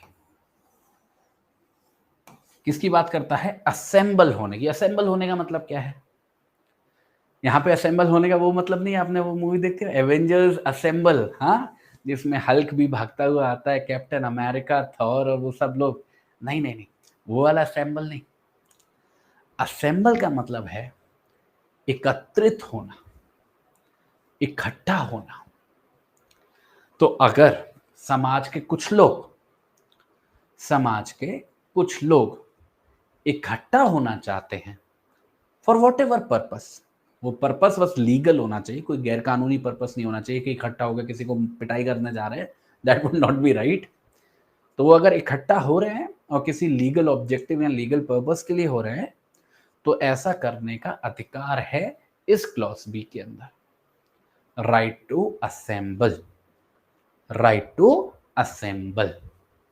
पर ध्यान दीजिएगा, वैसे ये बात तो सारे ही अधिकारों के संबंध में है कि ये जो अधिकारों की मैं बात कर रहा हूं यहां पे इनमें से कोई भी अधिकार एब्सोल्यूट नहीं है, सबके ऊपर कंडीशंस लगेंगी, रेस्ट्रिक्शंस लगेंगी। रेस्ट्रिक्शंस की चर्चा हम लोग करेंगे अभी, आर्टिकल 19, 2, 3, 4, 5, 6 उन सब के अंदर रेस्ट्रिक्शंस की बात होगी। अभी केवल अधिकारों की बात कर रहे हैं। ये वाला जो अधिकार है राइट टू असेंबल वाला, इसकी दो कंडीशंस हैं। असेंबल होने का अधिकार है, बशर्त है, कंडीशन है कि जो असेंबली होनी चाहिए वो पीसेबल होनी चाहिए, मतलब शांतिपूर्वक होनी चाहिए, और किसी भी प्रकार से हथियारों का इस्तेमाल नहीं होना चाहिए, हथियारों का इस्तेमाल नहीं होना चाहिए। समझ रहे हैं आप क्या कहने की कोशिश कर रहा हूं मैं?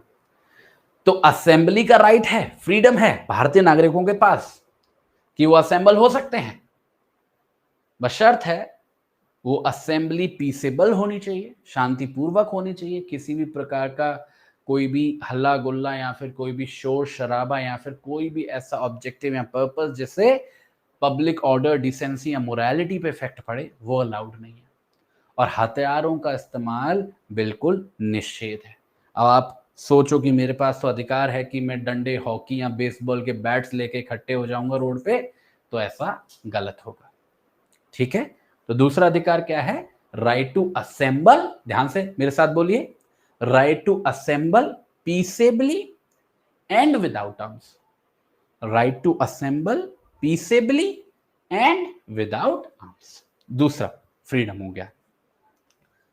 तीसरा फ्रीडम देखिए, भारतीय नागरिकों के पास अधिकार है कि वो एसोसिएशंस बना सकते हैं और यूनियंस बना सकते हैं, एसोसिएशंस बना सकते हैं और यूनियंस बना सकते हैं। इसका मतलब क्या है?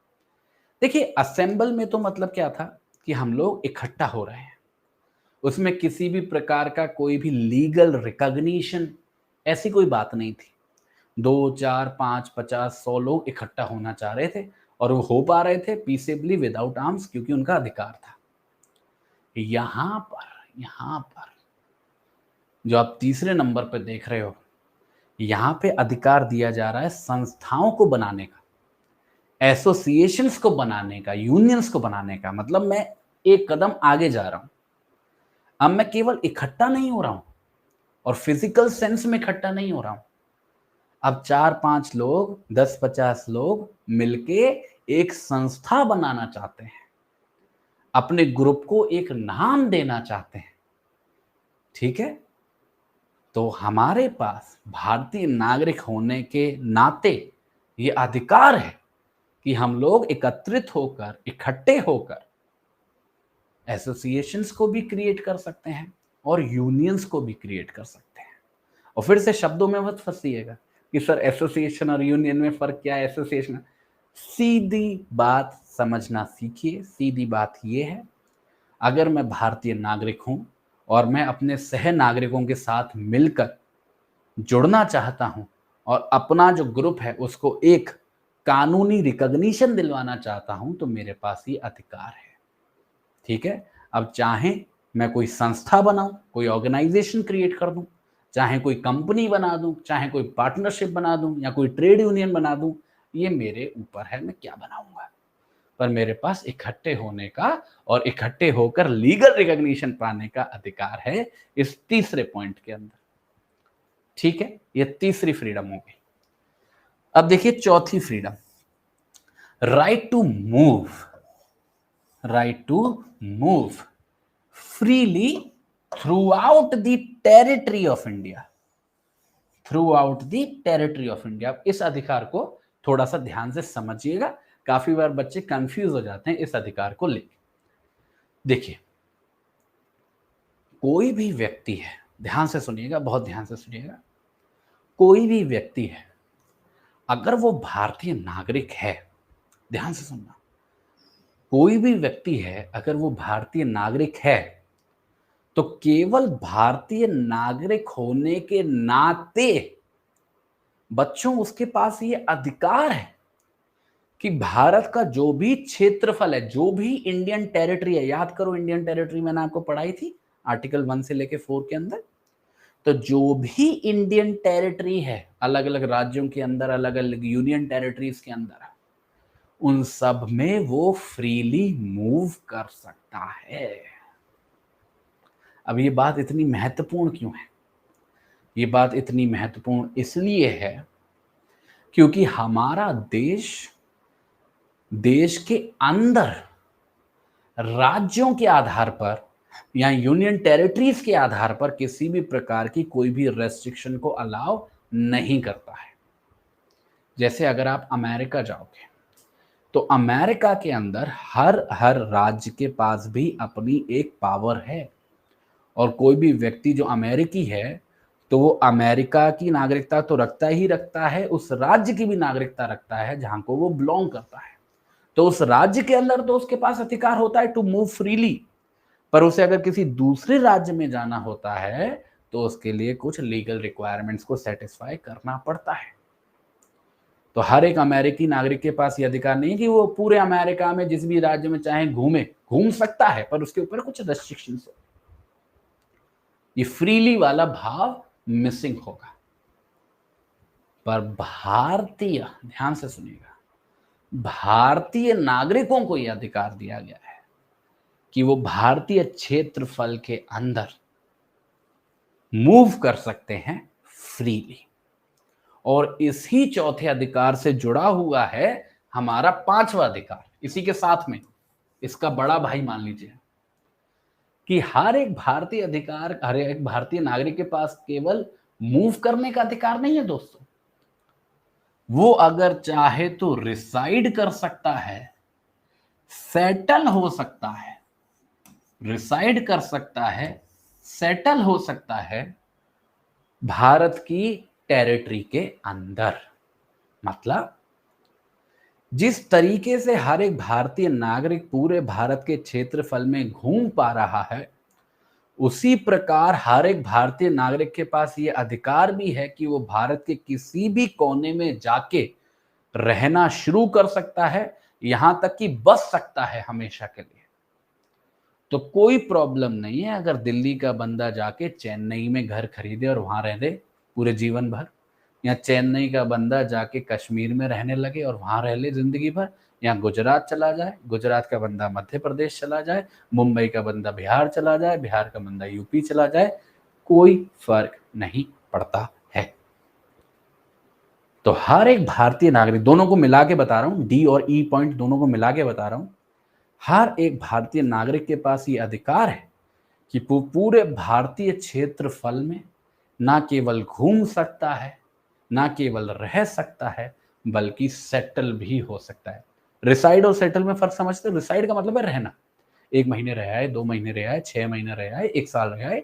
सेटल का मतलब है कि अब वहीं बस गए फॉर ऑल टाइम्स। दोनों ही अधिकार है। पर फिर से उस बात को दोहराऊंगा कि ये जितनी भी हम फंडामेंटल फ्रीडम्स पढ़ रहे हैं इनमें से कोई भी एब्सोल्यूट नहीं है। अभी आप आगे देखोगे कि इन सब के ऊपर अलग अलग आधारों पर रेस्ट्रिक्शंस लगाई जा सकती हैं। वो क्या होंगी अभी आगे समझेंगे। अभी केवल हम लोग अभी यहाँ पे फंडामेंटल फ्रीडम्स को समझने की कोशिश कर रहे हैं। ठीक है, अब बात करते हैं आखिरी अधिकार की। किसकी? आखिरी अधिकार की। और आखिरी है पॉइंट जी के अंदर। आप सोचोगे कि ई के बाद एकदम से जी कहां आ गया, एफ कहां गया? तो एफ के अंदर एक अधिकार हुआ करता था, राइट टू प्रॉपर्टी। अब वो नहीं है, लंबा समय उस चीज को निकल चुका है, तो आप उसको पूरी तरीके से अभी इग्नोर करो। जी पॉइंट जो है वो अधिकार देता है प्रैक्टिस करने का, बहुत ध्यान से सुनना, प्रैक्टिस करने का किसी भी प्रोफेशन को, कैरी करना किसी भी ऑक्यूपेशन को, किसी भी ट्रेड को, और किसी भी बिजनेस को। ठीक है, अब फिर से, मुझे समझ रहा हूं आप लोगों की वही वाली आदत फिर से शुरू हो जाएगी, सर प्रोफेशन का मतलब क्या होता है सर, ऑक्यूपेशन का मतलब क्या होता है सर, ट्रेड का मतलब क्या होता है सर, इनमें आपस में फर्क क्या होता है सर। ध्यान से सुनो मैं क्या कह रहा हूं।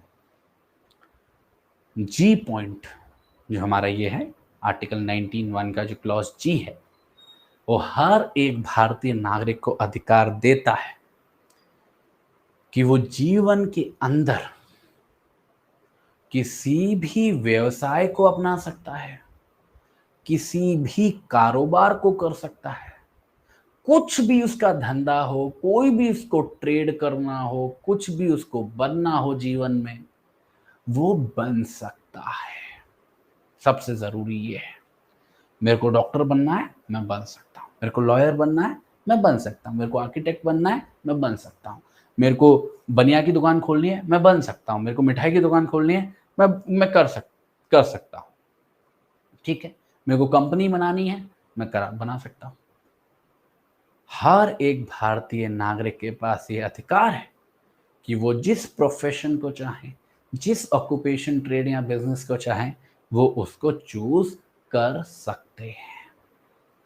ठीक है, क्लियर है। तो हमारा जो ये छठवां पॉइंट है ये बहुत इंपॉर्टेंट है, आप समझ पा रहे हो और इससे आप लोग रिलेट भी कर पा रहे होगे क्योंकि आप उसी लेवल पे हो, that you are choosing out your profession कि क्या करना है। और कुछ लोग शायद बैकअप ऑप्शन भी लेके बैठे होंगे किसी ट्रेड और बिजनेस का, पापा का कोई ट्रेड और बिजनेस है या कोई चाचा दादा किसी का है ना। ठीक है, क्लियर है। देखो आगे ना बच्चे, sir what is the difference between profession and trade and occupation. एक समय था मैं यूनिवर्सिटी में पढ़ाया करता था और यूनिवर्सिटी में शीट्स चेक होने को आती थी मेरे पास। तो एक चीज मैंने नोटिस की और ये कंटिन्यूसली नोटिस की कि बच्चे जब आंसर लिख रहे थे तो पता है क्या करते थे जैसे जी पे आंसर लिख रहे हैं, उनका मतलब मानो किसी भी आंसर को लिखने के लिए 20 मिनट दिए हैं, मैक्सिमम 20 मिनट से ज्यादा क्या ही मिलेगा, 20-25 मिनट। इतने बेवकूफ, क्या बोले हैं मतलब बच्चे, बेवकूफ भी बोलना गलत है, पता नहीं क्या क्या उनके दिमाग में ही चलता है। कम से कम 2 शीट मतलब 2 साइड्स ऑफ अ पेपर उन्होंने ये डिस्कस करने में लगा दिए कि बिजनेस का मतलब फलानी डिक्शनरी के अनुसार ये होता है, ट्रेड का मतलब ये होता है, फिर लाइन खींच के बिजनेस का मतलब क्या है, ट्रेड का मतलब क्या है, ऑक्यूपेशन का मतलब क्या है, प्रोफेशन का मतलब, आधा answer. Imagine, half of your time. और राइट क्या है किसी को नहीं मालूम, केस लॉ कौन से हैं किसी को नहीं मालूम, और दे आर एक्सपेक्टिंग कि हमारा तो कितना अच्छा आंसर है।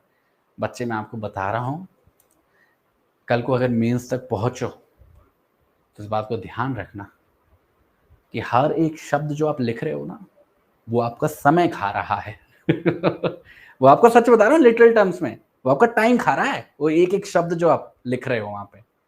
तो कुछ भी ऐसी कोरी बकवास जिसका कोई लेना देना ना हो उस सवाल से जो पूछा गया है, मत लिखना भाई, भले कितनी भी अच्छी से आता हो। और मैं कह रहा हूं 1 सेकंड अपना वेस्ट मत करना ऐसी किसी चीज पे।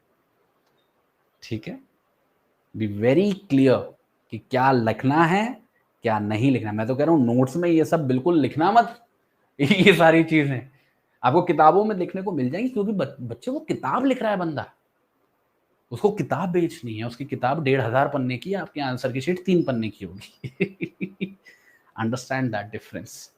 ठीक है, समझने के लिए बस इतना सा समझ लो कि जब हम लोग देखो बेसिकली 2 डिस्टिंक्शंस को समझो और इतने काफी हैं आप लोगों के लिए। प्रोफेशनल सेंस में जब हम लोग बात करते हैं ना, तो हम लोग इस सेंस में बात करते हैं कि हम लोग कौन सा प्रोफेशन अपना रहे हैं।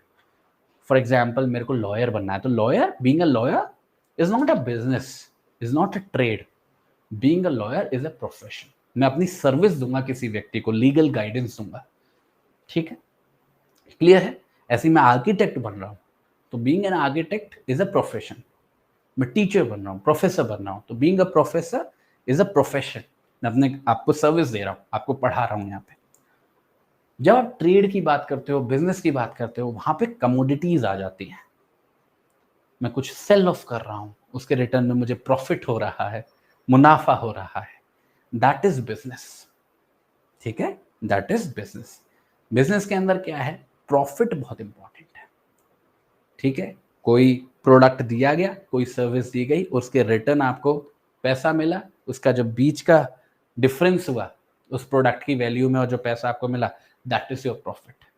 These are the two basic elements जो आपको समझने की जरूरत है कि प्रोफेशनल सेंस में क्या अधिकार है किसी भी भारतीय नागरिक का, और बिजनेस और ट्रेड के सेंस में क्या अधिकार है। अभी तक जितना हमने पढ़ा है, दोनों के ही संबंध में भारतीय नागरिक बिल्कुल फ्री हैं। वो जो चाहे प्रोफेशन अपना सकते हैं, जो चाहे बिजनेस ट्रेड ऑक्यूपेशन अपना सकते हैं। ठीक है, यहां तक क्लियर है? हाँ, सीए इज एयर प्रोफेशन। ठीक है, क्लियर है? तो एक बार मैं फटाफट से रिवाइज करा दूं कि कौन कौन से फंडामेंटल फ्रीडम्स हम लोगों ने पढ़े हैं। पहला पढ़ा था हम लोगों ने freedom of speech and expression. दूसरा है assemble peaceably and without arms. तीसरा है एसोसिएशन एंड यूनियंस को फॉर्म करना। चौथा है to move freely throughout the territory of India. इसी से जुड़ा हुआ पांचवा है to reside and settle in any part of the territory of India. और आखिरी है टू प्रैक्टिस एनी प्रोफेशन और to carry on any occupation, trade और बिजनेस। ठीक, क्लियर है? यहां तक समझ में आ गया सभी लोगों को ये 6 अधिकार? एक बार मुझे फटाफट से चैट बॉक्स में बता दो, are we all clear so far? कहीं पे कोई डाउट, कोई परेशानी नहीं है? क्योंकि अब जो नेक्स्ट लेवल है, हमने फंडामेंटल फ्रीडम्स क्या है वो समझ ली है। अब नेक्स्ट लेवल पे हम लोग डिस्कस करेंगे इनके ऊपर लगने वाली रेस्ट्रिक्शंस क्या है। अब आपको समझ में आएगा कि हमारे पास सही में टाइम नहीं होगा इधर उधर की बकवास लिखने के लिए, क्योंकि आप जब रिलेट करोगे इन फंडामेंटल फ्रीडम्स को रेस्ट्रिक्शंस के साथ अपने आंसर में, तो आप ये पाओगे कि बहुत समय निकल जाता है, बहुत समय निकल जाता है। तो बारी बारी से अब मैं आपको रेस्ट्रिक्शन समझाऊंगा कि कौन से फंडामेंटल फ्रीडम पे कौन सी रेस्ट्रिक्शन लगते हैं और किस आधार पे रेस्ट्रिक्शन लगती है। ठीक है, अब देखो कुछ बातें होंगी जो याद भी करनी होंगी। तो आपके पास स्टैट्यूट है, ये पीपीटी अपलोड हो जाएगी, नोट्स वगैरह भी मिल जाएंगे। उन ग्राउंड्स को याद कर लेना बेटा। ठीक है, नोट्स बना लेना, तो एक एक शब्द में वो ग्राउंड्स लिख लेना, जो भी ग्राउंड्स हैं कि ये ग्राउंड्स हैं जिनके आधार पर रेस्ट्रिक्शन लगाई जा सकती है। ठीक है, 2 4 5 बार पढ़ोगे तो याद हो जाएंगे। देखो सबसे पहले बात करते हैं अपने सबसे पहले अधिकार की, जो हमने क्लॉज ए के अंदर पढ़ा था। कौन सा अधिकार था बच्चे, याद करो? Freedom of speech and expression. तो ये जो freedom of speech and expression है, इसके ऊपर भी लगाई जा सकती है क्या? ध्यान से सुनिएगा, ध्यान से सुनिएगा। क्या लगाया जा सकता है? Reasonable restriction. सबसे पहले तो इसी चीज को समझिए आप। रीजनेबल रेस्ट्रिक्शन, दो शब्द हैं, एक शब्द है रेस्ट्रिक्शन, एक शब्द है रीजनेबल। दोनों को बारी बारी से समझेंगे।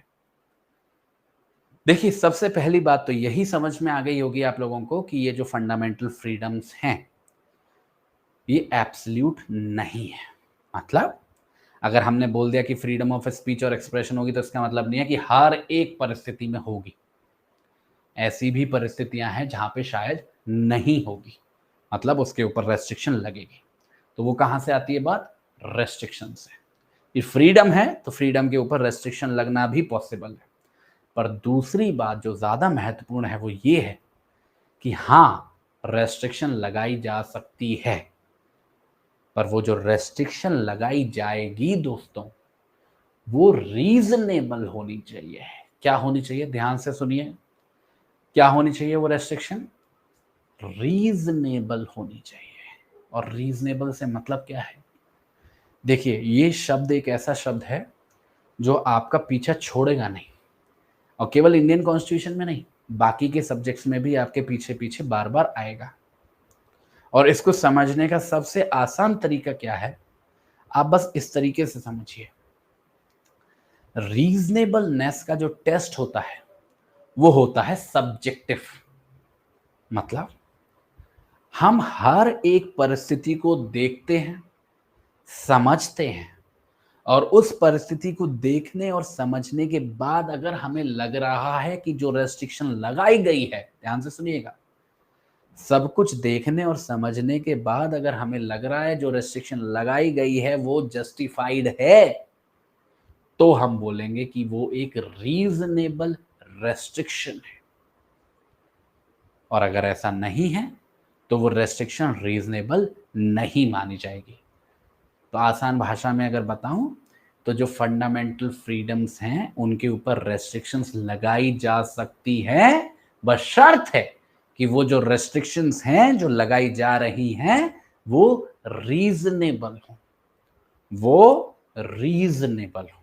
तो फ्रीडम्स का होना, उनके ऊपर रेस्ट्रिक्शंस का लगना और उन रेस्ट्रिक्शंस का रीजनेबल होना बहुत जरूरी है।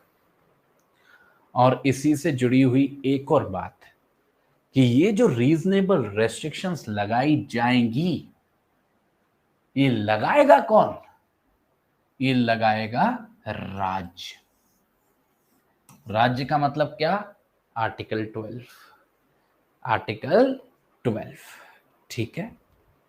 तो रीजनेबल रेस्ट्रिक्शंस इंपोज करने का राइट किसके पास है? स्टेट के पास। किसके पास है? स्टेट के पास। और स्टेट कैसे लगाएगी रेस्ट्रिक्शंस को? लॉ के माध्यम से। कैसे लगाएगी? कानून के माध्यम से। कानून का मतलब क्या? आर्टिकल 13। अब आप समझ पा रहे हो आर्टिकल 12 और 13 की इंपॉर्टेंस। ये हर एक फंडामेंटल फ्रीडम में ये बात निहित है कि वो रीजनेबल रेस्ट्रिक्शन स्टेट लगा रही है और लॉ के माध्यम से लगा रही है। तो हमारा जो freedom of speech and expression है, जो पॉइंट ए के अंदर दिया गया है, उसके ऊपर रीजनेबल रेस्ट्रिक्शंस लगाई जा सकती हैं। This is the first point. उन रीजनेबल रेस्ट्रिक्शंस को लगाएगा कौन? स्टेट लगाएगा, और वो जो है लॉ के माध्यम से लगाई जाएंगी। ये 3 पॉइंट। अब लेके चलता हूं आपको सबसे महत्वपूर्ण बात पे। ये बात याद रखिएगा कि ये जो रेस्ट्रिक्शंस लगाई जा सकती हैं स्टेट के द्वारा, ये केवल और केवल इन्हीं आधारों पर लगाई जा सकती हैं जो इस आर्टिकल 19(2) के अंदर लिखी हुई हैं। मैं समझ रहा हूं आपका सर घूमेगा, पर एक बार की मेहनत है, बहुत ध्यान से सुनिएगा। रेस्ट्रिक्शन रीजनेबल हो ये जरूरी है, पर रेस्ट्रिक्शन केवल इन्हीं आधारों पर हो सकती है। अगर कोई रेस्ट्रिक्शन लगाई गई है जो इनमें से किसी ग्राउंड्स पे नहीं है, किसी और ग्राउंड्स पे है, फिर वो चाहे कितनी भी रीजनेबल, अलाउड नहीं है। तो रेस्ट्रिक्शन का रीजनेबल होना एक बात है, और रेस्ट्रिक्शन का इन्हीं ग्राउंड्स पर होना दूसरी बात है, और दोनों ही सेटिस्फाई होने चाहिए। तो स्टेट रेस्ट्रिक्शन लगाएगी, रीजनेबल रेस्ट्रिक्शन लगाएगी, और केवल इन्हीं ग्राउंड्स पे लगाएगी जो मैं अभी आपको एक एक करके बताऊंगा। ठीक है, क्या क्या ग्राउंड्स हैं ध्यान से देखिएगा। सबसे पहला ग्राउंड है in the interest of sovereignty and integrity of India. मतलब राज्य अगर चाहे तो हमारे right to speech and expression के ऊपर कानून के माध्यम से रीजनेबल रेस्ट्रिक्शन लगा सकता है, अगर ऐसा करना जरूरी है हमारे भारत देश की संप्रभुता मतलब सोवर्निटी और अखंडता मतलब इंटेग्रिटी को सिक्योर करने के लिए। मतलब अगर ऐसी परिस्थितियां हैं कि मेरे स्पीच एंड एक्सप्रेशन को एक्सरसाइज करने की वजह से मेरे देश की संप्रभुता पर सवाल उठ रहे हैं, या फिर मेरे देश की अखंडता खतरे में आ रही है, तो मेरे स्पीच और एक्सप्रेशन को कंट्रोल किया जा सकता है, उसके ऊपर रीजनेबल रेस्ट्रिक्शंस लगाई जा सकती हैं। तो पहला क्या हो गया बेटा? Sovereignty and integrity of India, पहला ग्राउंड। दूसरा, इसी से जुड़ा हुआ security of the state. Security of the state मतलब कि right to speech and expression पे रीजनेबल रेस्ट्रिक्शन लगाई जा सकती हैं राज्य के द्वारा कानून के माध्यम से, अगर ऐसा करना जरूरी है। अगर ऐसा करना जरूरी है भारत देश की सुरक्षा के लिए, हमारे भारत देश की सुरक्षा के लिए, सिक्योरिटी ऑफ द स्टेट। तीसरा ground, friendly relations, friendly relations with foreign states, friendly relations with foreign states. मतलब मेरे राइट टू फ्रीडम, मेरे freedom of speech and expression पे रीजनेबल रेस्ट्रिक्शंस लगाई जा सकती हैं राज्य के द्वारा कानून के माध्यम से, अगर मेरे स्पीच और एक्सप्रेशन की वजह से जो हमारे दोस्ताना संबंध हैं विदेशी देशों के साथ, उन पर बुरा प्रभाव पड़ेगा। तो मतलब मैं ऐसा कुछ बोल रहा हूं या अपनी कोई ऐसी अभिव्यक्ति कर रहा हूं जिसकी वजह से किसी विदेशी देश से हमारे भारत देश के संबंध खराब हो रहे हैं, तो ये भी एक आधार हो सकता है दोस्तों रीजनेबल रेस्ट्रिक्शन लगाने का। इसके अलावा अगला है पब्लिक ऑर्डर, डिसेंसी और मोरालिटी। तीनों को साथ में लेके चलते हैं। देखिए, पब्लिक ऑर्डर का मतलब क्या है? आंतरिक व्यवस्था। मतलब मैं कुछ ऐसा बोल दे रहा हूं, मैं कुछ ऐसा अभिव्यक्त कर दे रहा हूं जिससे समाज के अंदर, सोसाइटी के अंदर जो ऑर्डर है, जो व्यवस्था है, वो गड़बड़ा जा रही है। मैं लोगों को उत्तेजित कर दे रहा हूं धार्मिक आधारों पर या फिर पॉलिटिकल ग्राउंड्स पर, जिसकी वजह से कॉन्फ्लिक्ट के चांसेस बढ़ रहे हैं। मतलब क्या है? पब्लिक ऑर्डर थ्रेटन हो रहा है, रेस्ट्रिक्शन लगाई जा सकती है। डिसेंसी और मोरालिटी, इन दोनों को हमेशा साथ में पढ़िएगा, मैं साथ में कर देता हूं, आपको कंफ्यूजन नहीं होना चाहिए।